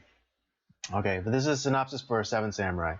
A samurai answers a village's request for protection after he falls on hard times. The town needs protection from bandits, so the samurai gathers 6 others to help him teach the people how to defend themselves, and the villagers provide the soldiers with food. A giant battle occurs when 40 bandits attack the village. All right, pretty straightforward. This is the synopsis for the Magnificent Seven. A Mexican village is at the mercy of Calvera, the leader of a band of outlaws. The townspeople, too afraid to fight for themselves, hire 7 American gunslingers to free them from the bandits' raids. The professional gunmen train the villagers to defend themselves, then plan a trap for the evil Calvera. Yeah, and so that's pretty much like how the movies play out. Now, Andy, you know how much I love a good epic, right? Those four, like, they're usually like 3.5 to 4+ hour movies. They have the opening music. There's an intermission. There's a lot of pomp and circumstance. Just because when you would go to the theater, it was a show. Like you would um, and you wanted to get your money's worth. So there was a lot, back in that like 50s into like the mid 60s. There was a lot of these sword and sandal epics, and Seven Samurai is kind of like one of those. It's an epic, kind of like like what we would see in the West, like a la Cleopatra, Ben Hur, Ten Commandments. It has that feel to it, and so for that, I love it. But it is a quite a long movie. But the story is pretty straightforward. It's about these this village that is under attack. It's the 16th century Japan. There's a lot, and due to a lot of political upheaval, there's a lot of bandits and around, and they're going to destroy this village. And these villagers are kind of like, oh, woe is me, we're gonna die. Why were we even born, kind of thing. And then you have a few of the villagers who have some gumption. It's like, well, let's figure this out. Like, I don't want to just we're not gonna just die. We're not gonna just roll over. And they figure out a plan, and they don't have any money. They don't have really anything to offer other than like they have some food, and the village elder is like, well, just we'll hire samurai, and it's like, well, we can't afford samurai. It's like, well, find hungry samurai because all we have is food. So, and that's where the story really gets its start, and the story really goes from there. And it's just kind of this what's great about this movie is there's a lot of firsts in films here, where this is one of the first films that had where you're finding a group of heroes that come together, a la like the Dirty Dozen, or this God help me to say this, Suicide Squad, which is terrible, or like any of like these kind of like modern movies. They use a lot of that, where they're kind of like the Avengers. You're gathering heroes together to fight against a common cause, and a lot of like the you have to like get all these individuals together Right. Yeah. It's I mean, I think nowadays we kind of take advantage. We take for granted this kind of format of storytelling. But at the time of the Seven Samurai release, this was quite a novel idea. Right. And and it had been done in movies, but never like to this extent. And this is the first one that put a lot of these like storytelling devices together in one movie. Right. Absolutely. Um, yeah. I'm sorry. Go for it, Andy. I didn't mean to interrupt you. No. I was just gonna say, uh, like I think, well, just because we talked so much about Seven Samurai, but I think, and one of the things that might, that make it intimidating to tackle is, for the the casual kind of movie viewer, is the the runtime of Seven Samurai. Yeah. And I think one of the benefits of the Western version um, is that its brevity, or it's the West's ability to kind of like whittle down and to and to condense. Oh Um, yeah, it's much more condensed. I mean, because like in Magnificent Seven, they actually like combine two of the characters from Seven Samurai, and We get this new character played by Robert Vaughn Lee, who is this. I don't know, like he's a coward, but he's not really. I think he was affected by like all the members, all these people that he killed, and he was struggling. Like, and so he ended up becoming a coward. Oh, But right. Yeah. yeah, but that character was not in Seventh Samurai. No, there wasn't. No. Which I guess is another which is another Western invention of the like the the kind of the haunted like gunslinger. I mean, I guess nowadays people would refer to as PTSD, but it's like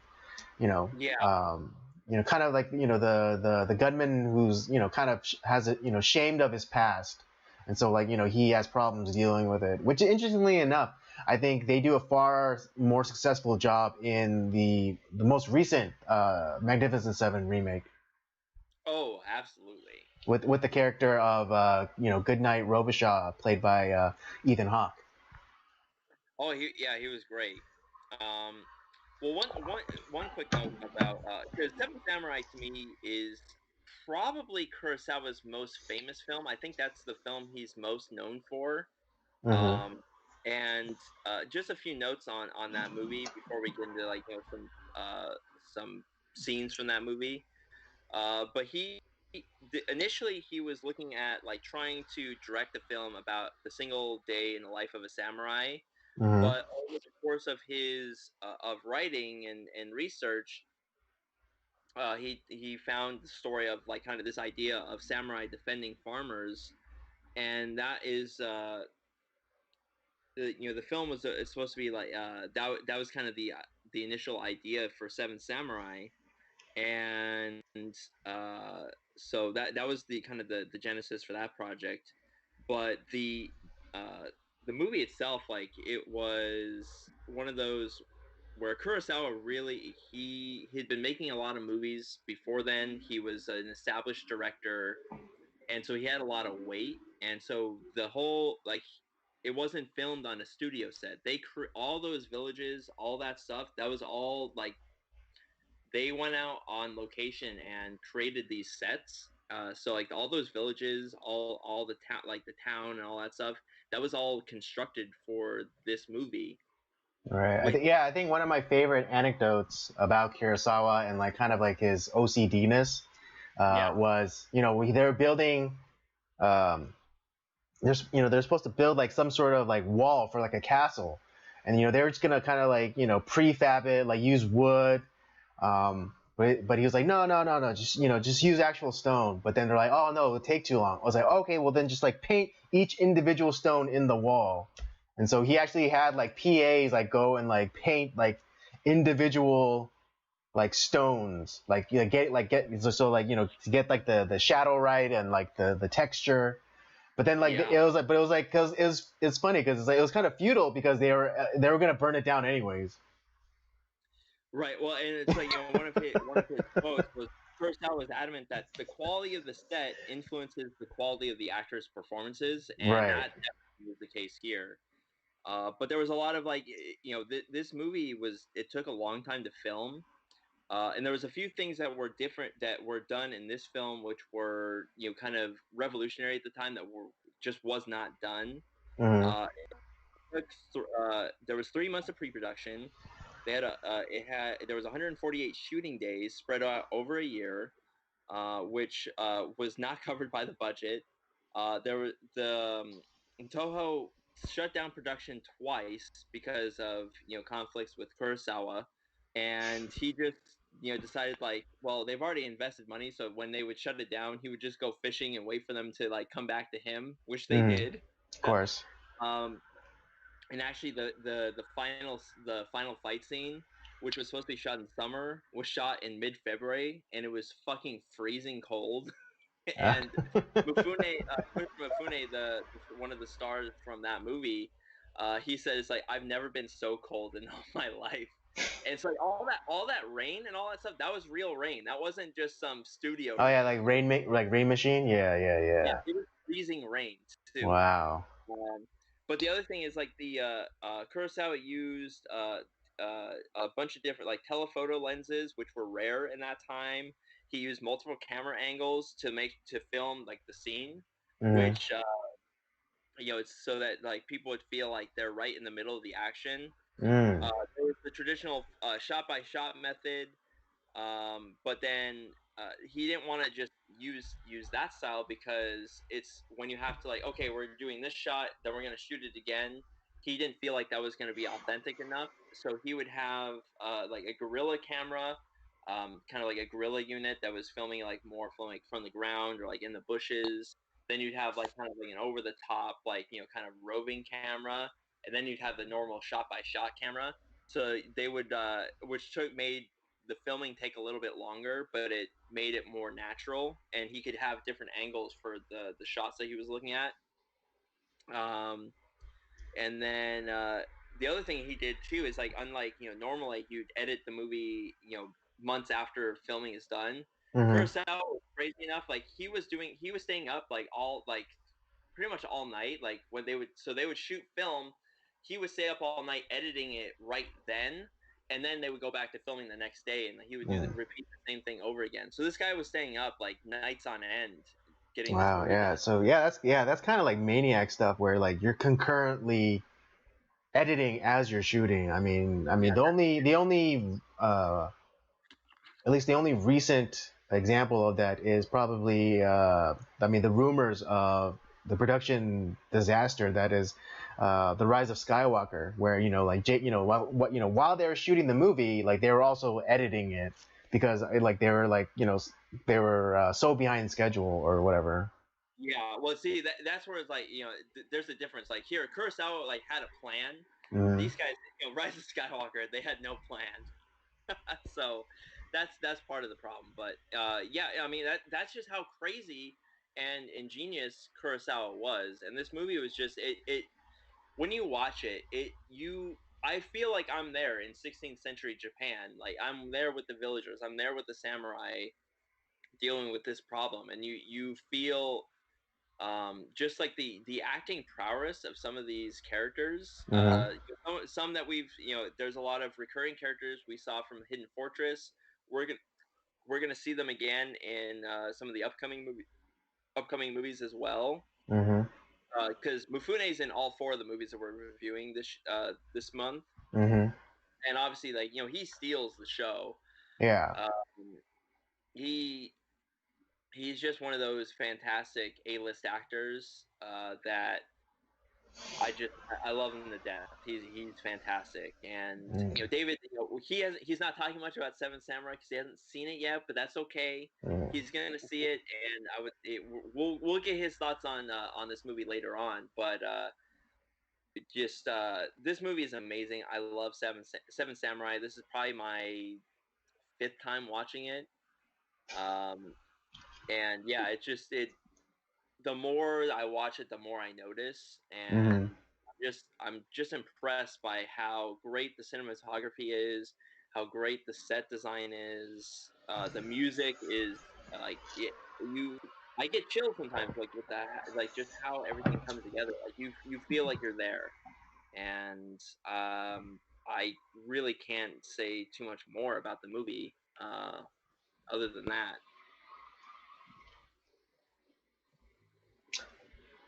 Yeah. No. This is a great movie. I don't feel like I have to say much because me and Rob are so simpatico, so often. And so, he ends up saying a lot of the things that, that I was going to say. And so, he just kind of beats me to the punch. And sometimes I just let him talk because, because it's a lot more efficient to just have Rob say everything that I was going to say and I just like, at the end, just go like ditto, so, but yeah, what was it? Oh, I'm sorry. You don't want to beat a dead horse. Yeah, exactly. I don't want to beat a dead horse, or we'll get the PETA people on us. But yeah, fantastic movie. Again, it's like, I'm sorry, what was it? I've had him on me once before. It's okay. Oh. Yeah, I know it's not that bad. I share this anecdote a lot, but I remember one time I was late for class, and there's like these animal rights activists like in front of my school, and they're like they try to slap me, and this one girl like, he's like, oh, he's like, do you have time to talk about animals? And I was kind of being the guy that I am. I look at her and it's like tasty animals. Oh yeah. And like she's like she kind of like she's like she asked me that like as she like was extending like a pamphlet to me, and then like after I said that she kind of like looked like very very disgusted by me. It's like, oh, and like kind of like drew back from me. And it's like back just a little bit at a time. Yeah, exactly, just like slowly backing away from me. But yeah, but again, like this movie is fantastic. Like Rob said, like, a lot of unprecedented things. And I think just in terms of narrative, it's really fantastic. And again, we kind of take for granted the idea of like the the like individuals coming together and to fight a greater force or for the greater good or what have you. It's such a great narrative device. It's kind of no wonder that movies or storytelling has used it.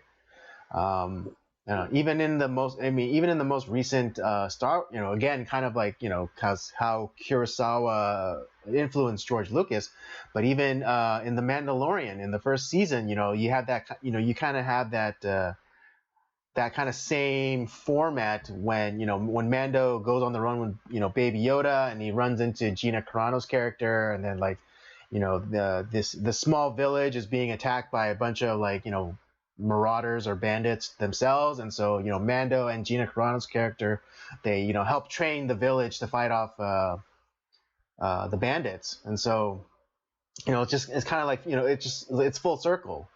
Yep. Kurosawa, inspired George Lucas. George Lucas inspired, Star Wars. Star Wars inspired, Dave Filoni and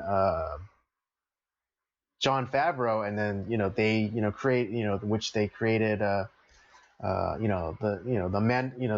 offshoot, the television universe of the Star Wars franchise, and then going and then kind of dipping back into that influence of Kurosawa. So yeah, definitely. We'll probably talk about more. We might talk about more about the Mandalorian and that when we talk about Yojimbo and all that. But, yeah, it's just one of my favorite movies.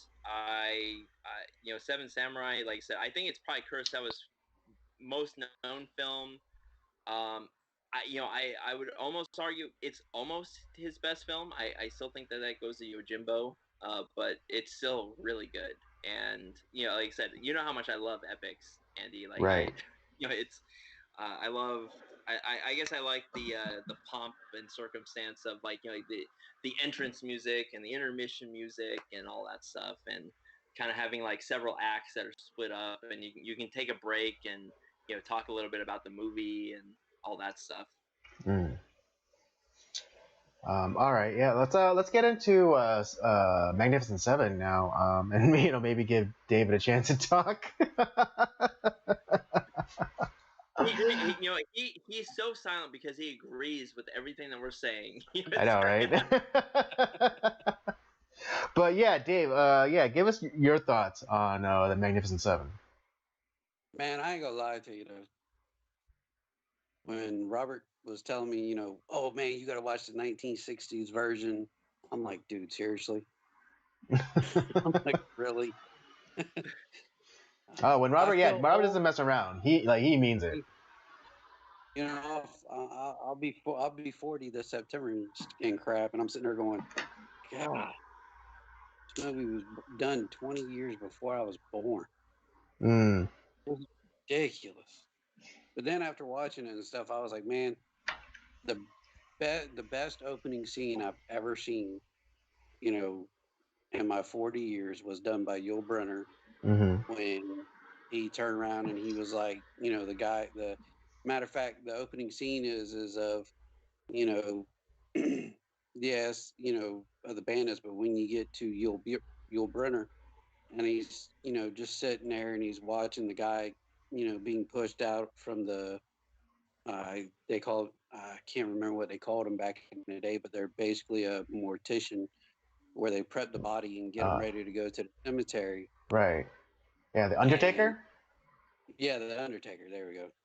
So you got the Undertaker sitting there pushing the two guys out, and the one guy's like, why are you doing this? You really, you didn't even know the guy. Mm-hmm. And he's like, well, what am I supposed to do? Any half decent person would do this. He a couple feet in front of me walking into town and he dies. Any half decent nowadays will do this. And the guy's like, oh, you can't do it because he's, and the whole time I'm watching this, they don't even say what the guy is or any, if he was white, if he's black, Mexican, Indian, what. They didn't say nothing about it. Mm. And then Yul Brynner was like, I'll take him up there. And then the other fella, he jumps on and jumps on the bandwagon with him and was like, all right, well, I'll take him too. I'll ride with you. I've never rode shotgun on a hearse before. Yeah. And he's like, he takes the shotgun from the other, the rifle from the other fella, and they get up on the hearse and the carriage, the hearse carriage, and they start driving, slowly moseying it up the hill to the cemetery. And it was like Yul Brynner was like, pretty much get the hell out of the way. And then other fellas who was like, no, that's not happening. So two of the guys got shot, and Yul turns around and was like, hey, give me 6 able bodies. Yep. And they take the casket and they walk it into the cemetery, and Yul Brynner and God, what's his name? Steve McQueen. Steve McQueen. They turn around and they brought the hearse carriage back to the Undertaker. They got off of it and went on about their business, And to me, that was like, damn, you don't ever see that these days. Yeah, because that whole part that wasn't in the remake either. That was kind of unique to the 1960 version. Which you're right. That's a great introductory scene for these characters. Well, it was really good. To me, it was really good because it was like, it just shows you right there. It shows you the main character of the movie, and it's like, because if you really think about it, Yul Brynner was the main character of the movie. Oh, 100%. Yeah. It definitely establishes like his character and that he's a man of honor and things like that. Yep. And that's kind of like why I took to him so much whenever I was watching it, because this is my first time watching this one, and it was like, holy crap. Yeah. Like, hey, my name's Chris. Yeah. Oh yeah, that was the one thing that I couldn't believe. Like how I mean, there's nothing wrong with the name Chris, but it's just like for a cowboy, it's like, hey, what's your name? It's like Chris. It's like what? Chris Adams. I mean, I think that's one of the things in the most recent remake, starring Denzel, is where they got the names right, because they sounded like cowboy names, because Denzel's character is like the Man in Black, and his name is Sam. It's like, yeah, a cowboy should be named Sam, Bingo. Yes. That was one where I was like, oh, come on, like Chris, that's you. Come on, you. I know you can do better than this.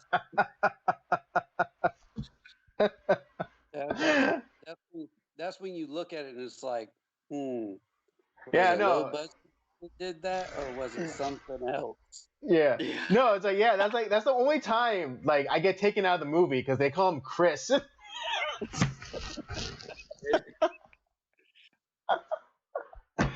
Oh man. It was definitely not quite the right name, especially because Yul Brynner, like, he doesn't look I mean, he does have that kind of exotic look to him a little bit. Mm-hmm. But, like they kind of played that off by he's a Cajun, so like obviously he's gonna look a little bit different than. But it's like, come on, I don't know any Cajun guy named Chris. It's just, Right. at least give him like a French last name, or like kind of like a French sounding like last name or something. Yeah, and I think that's what. And again, I think that's what they try to like fix with the remake with Denzel. It's like when what is it? Ethan Hawke's character is actually named Robichaud, and he actually like speaks. Yeah, see, like they at least got it right there, kind of, sort of. But it's like I wish they would have done it in this one because it's. But other than that, like other than the name, I mean the acting is just out of this world. Like it's great. Yeah, what was it? One of the other scenes that I liked in the movie was what was it?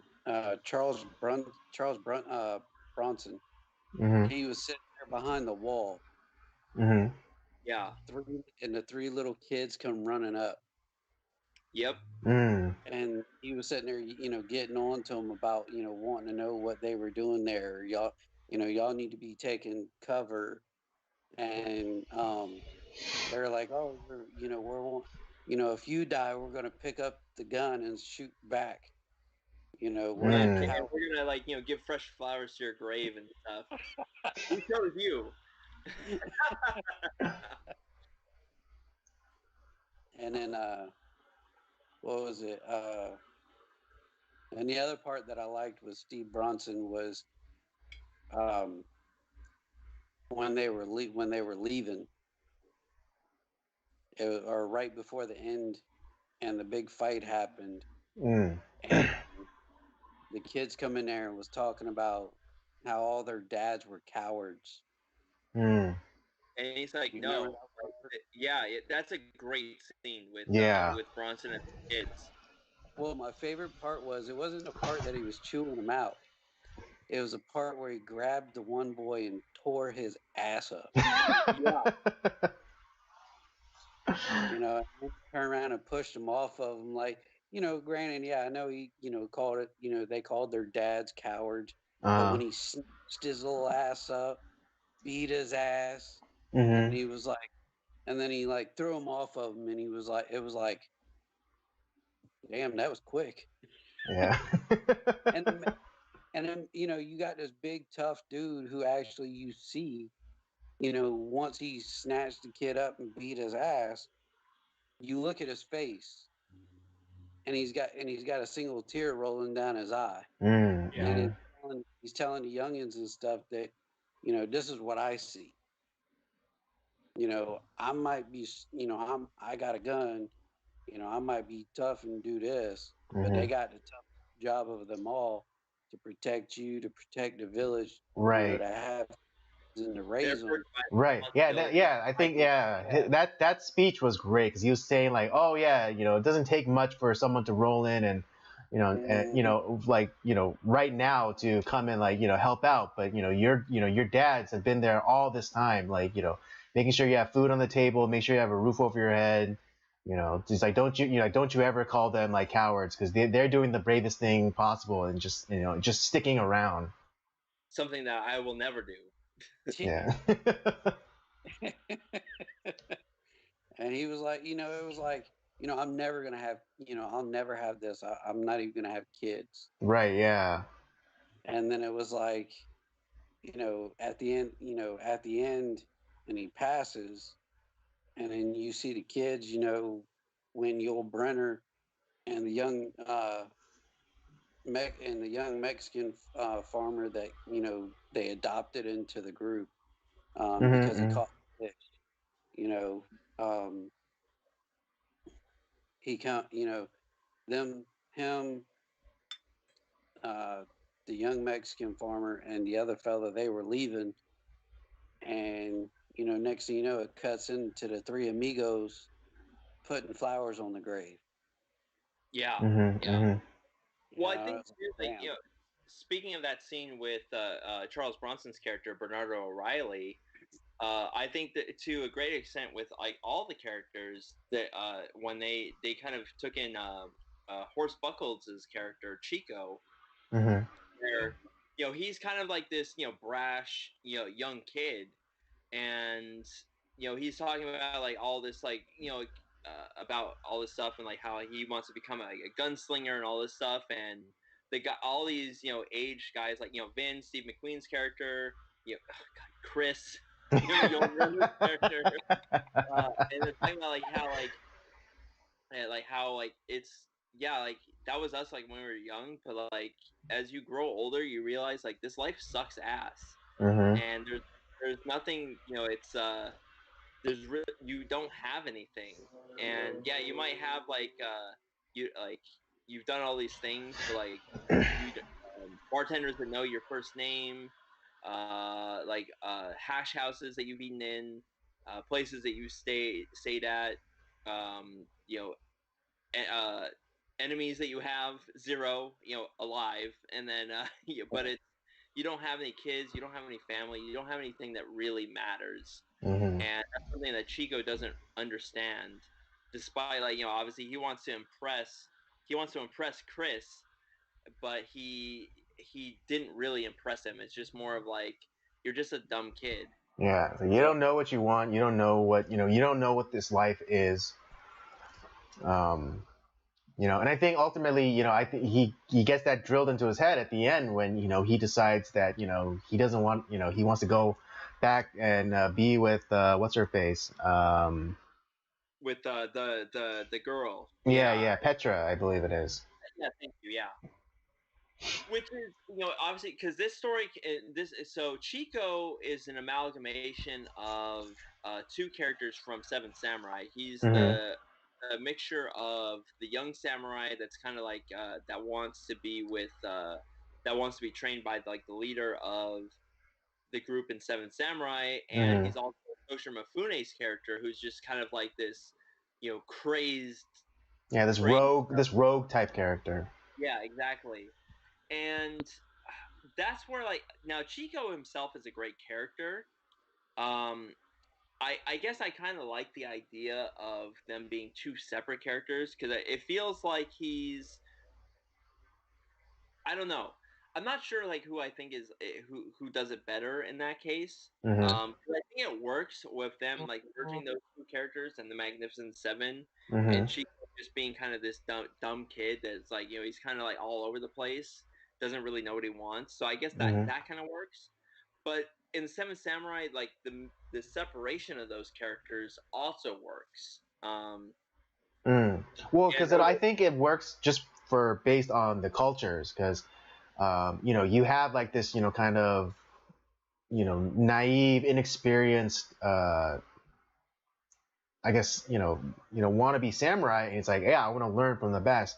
Then you also have, um, which, kind of then like, you're paying respect to like your elders, but then you also have like Toshio Mifune's character who's been, hurt by the samurai, and he wants to show up, he wants to show them up a bit, in a ways. yeah. And I think it just in terms of culture, it works for the respective cultures that it's appealing to. Yeah, because the young samurai, like he comes from like a wealthy family, and Mm-hmm. he's like wanting to like gain experience and like become like a real samurai trained under someone that like knows what he's doing. And you have Mifune's character, who's just kind of like I said, this roguish character. But I think like in this case with Magnificent Seven, merging those two characters together Mm-hmm. is uh it works in like the westerns, like and it works in this movie a lot. Exactly. Is it bad that I wanted him to die? Well, in Seven Samurai, you get your wish because that character does technically die. Yeah. Well, Well, part of them, here's my yeah. reasoning behind that is, like right in the middle of the movie, you turn around and see Hearst. He's got Yule turns around and hands him the ammunition belts, Mm-hmm. and he said, "Here, give these to the guys that are on watch." He takes the sombrero, he puts it on, and he puts the 2 ammunition belts around his, slaps them in an X around his chest, Mm-hmm. and he goes to fucking the dude's encampment, and he's like walking around, with everybody, talking, and he's standing right next to God, what's his name? Cavera. Calvera, Kavera. And he's like, Kavera's sitting there talking a whole bunch of crap. He's about to light a cigar, and he turns around and, Hearst pulls out a match and lights it, hands it, and lights his damn cigar. And Now, I was waiting on it. I was waiting on him to turn around and get caught and killed. yeah, Right yeah. Mm-hmm. Because that same type of scene happens in Seventh Samurai with Mifune's character, where like the guy, like, he's taught you, he dresses in their garb and kind of sneaks into their thing, and like because they're in that case, obviously, like, it's 16th century, like they do have there's 3 gunmen, which is like kind of like where like a lot of damage is happening. In this case, they don't have that same thing exactly, so but he does sneak into their camp. Now, Andy, if I remember correctly, there's no scene like that in the remake of Magnificent Seven where they sneak into the one of the characters sneaks into their camp, right? No. None of that. Does not happen. So, and to be honest, like, I think it works better in Seven Samurai. That whole scene, it flows a little bit more naturally. Mm-hmm. Whereas in the 1960 remake, where it's like it's kind of like it does work, but it kind of doesn't at the same time. And I think they just scrapped it all together when it comes to the remake in 2016. Although, if you want to nitpick, that scene where Denzel and I forget what that Korean actor's name is, but as they're walking into town, that kind of can be considered that scene.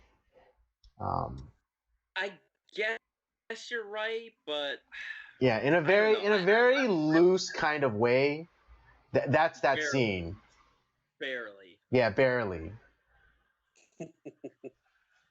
But yeah.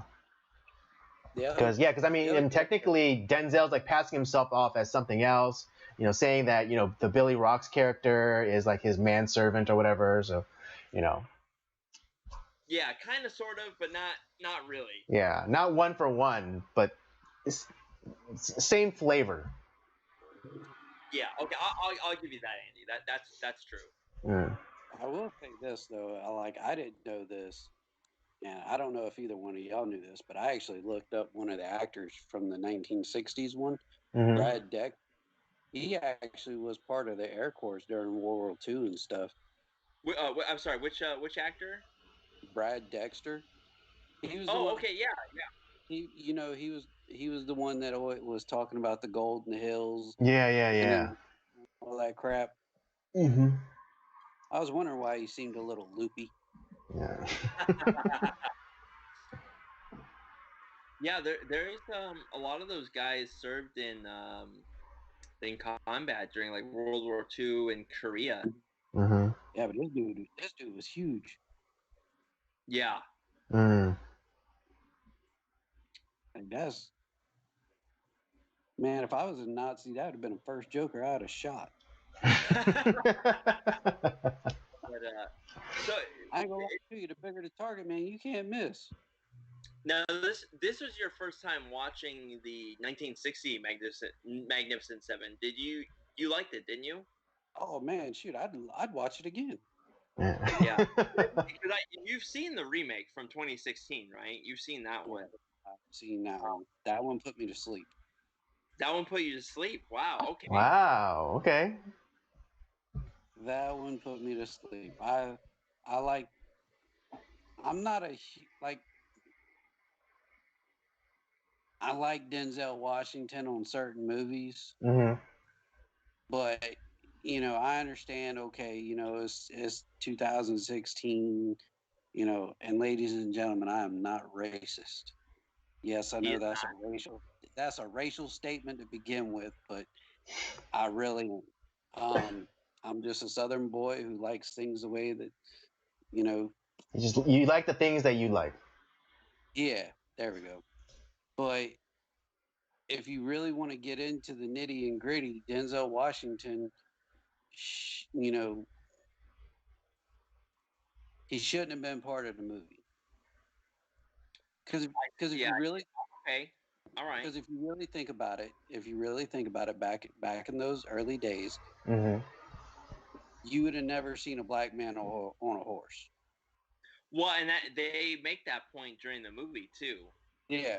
Right. But yeah. it's like, even then,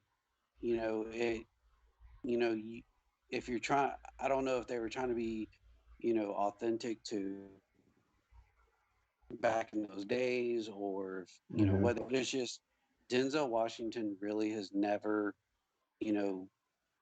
appeased my taste when it came, like when he did Django. That was a good movie, but it was Django was Django is Jamie Foxx. Oh yeah, that's right.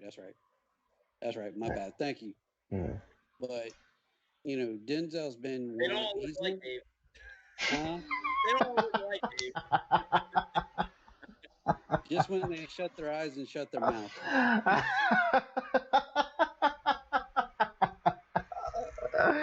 Oh, we're so canceled. Later, I'm joking. Oh God, it's okay. I'm just a dumb, ignorant cracker. It's okay. Yeah. But not really. I'm not. But no, Denzel best suits like what was it? Equalizer. That was great. Yeah, that was good. That was a good one that he did. Man on Fire was pretty good. Man on Fire, really. But as far as horseback, cowboy riding, I don't see him do. I don't see the Western. You don't see him in like the Western genre, is what you're saying? Yeah. Because he has a lot of great movies. I was a little it's funny. I did this whole thing. Deja Vu was great. Huh? Deja Vu. Deja Vu was great. Yeah. Unbreakable is good. What was the other one he did? He did the. Oh God. Now I'm having a brain fart. He make a Manchurian Candidate. He did Oh, the Manchurian Candidate was awesome.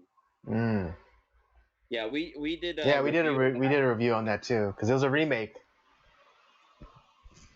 Like I thought he did really good on that one. Yeah.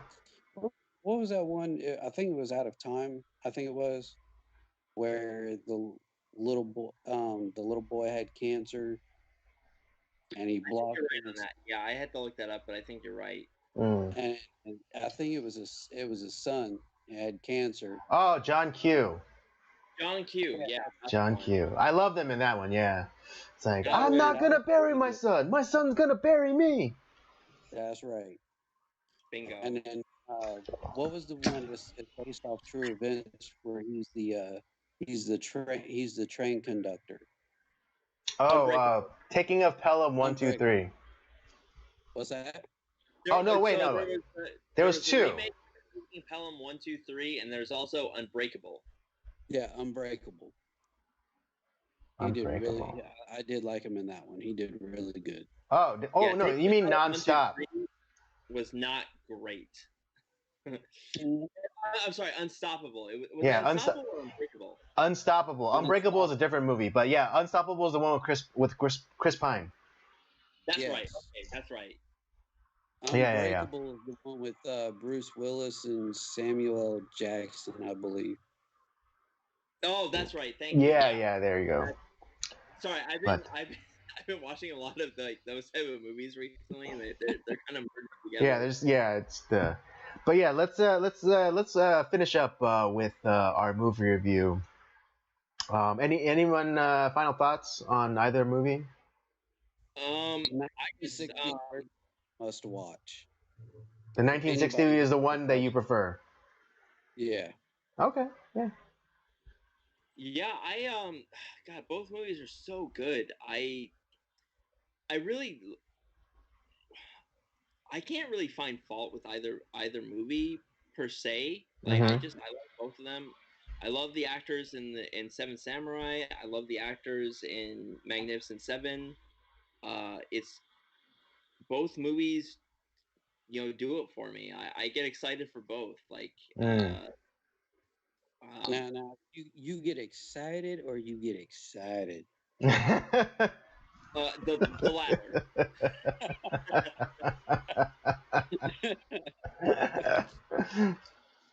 Oh.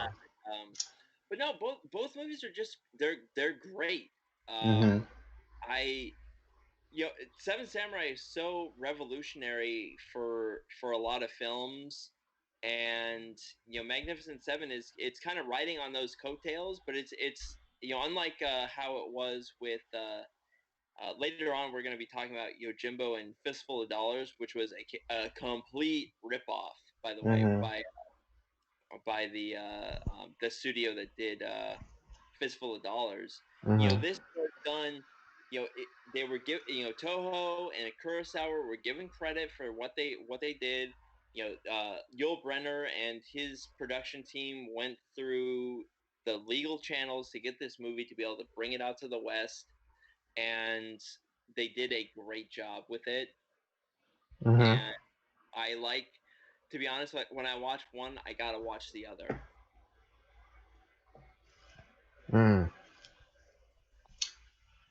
Yeah, no. Both movies are great in and of themselves. But I think if you watch Seven Samurai, I think it'll only enhance your enjoyment of Magnificent Seven. Bingo. I think again, I know that Magnificent Seven is a Western remake of of the Japanese original, but it stands stands in its own right. Yeah, and both. This to me is a draw between these two. Yeah, and I think and I think it'll reflect in our our rating as well. So speaking of which, let's get into that. As you know, Dave, we do a rating out of 5. So I know you didn't get to watch Seven Samurai, so you can't really rate that. But what would you rate Magnificent Seven? Oh man, I'd give it a good 4. 4, okay. And the reason being is because I know it's old, but there's just some of the spots that I've seen where there was gunfire and the guy would get hit, and it was like they'd lay down on the ground, and then instead of having a blood spot, then it was like they cut. Yeah. Got 2 blood spots sitting on them. Yeah. Or it's like, what was it? Robert Vaughn's character at the end, he gets shot and then he buckles over the wall. Mm-hmm. Yeah. And if I remember right, he got shot in the back. He didn't get shot in the front. Right. And when they go back to him, there's no blood spot on him, no nothing. He's just keeled over, and it's like right. Yeah, a lot of weird physics. Yeah, admittedly, a lot of weird physics back in those movies from back then. So yeah, but that's why. All right, yeah, 4. Okay, 4 for Magnificent Seven. All right, Rob, what are your ratings for each movie? I'm giving Seven Samurai a 5, just because it's just that the movie is nearly perfect. It really is. And I would give Magnificent Seven a 4.5, mainly for the same reasons that Dave's talking about, where it's just there's some weird physics. But I mean, that's really at that point you're just really like nitpicking. Like the story itself is great, the script is great, the acting is great. But yeah, yeah, it is a little weird, with like some of the death scenes, but Yeah. All right. Yeah, for me, I'm gonna give Magnificent Seven 4.5. Actually, I'm gonna deviate with you just a little bit, Rob. And then again, whenever I deviate from Rob, it's usually just technical stuff, and I'm just gonna ding it just slightly, just ding it half a point, for the length. just purely for the length. Just purely for the length. I don't think, and that's where like I don't ding it for the length because I don't see with Seven Samurai the way that story is told. Mm-hmm. I don't think you could like make you could make a cut off of that. Right. To be honest, I think it's a perfectly told because you know how I am. I hate when there's excess in a movie that doesn't need to be there. I hate that. And when I look at something like Seven Samurai, like if it's it's a 3.5 hour movie, it's like okay, come on guys, we can make this like 2.5 hours. We can cut an hour off of this. We don't need this scene. We don't need that. To me, when I watch Seven Samurai, I don't see that. But I get it's a long movie. Yeah. And and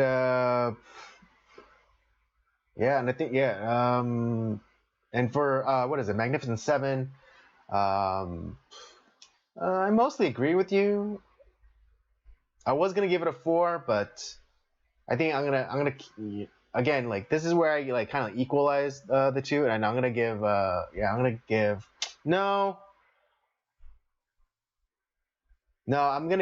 give Magnificent Seven a 4.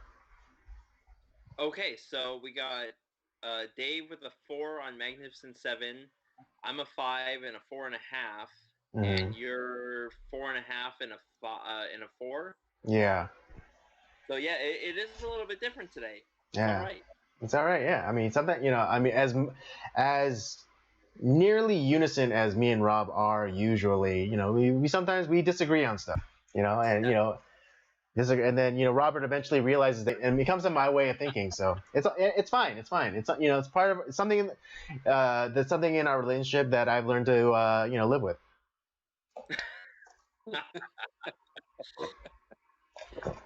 Our review such a thing. Man, someone like you.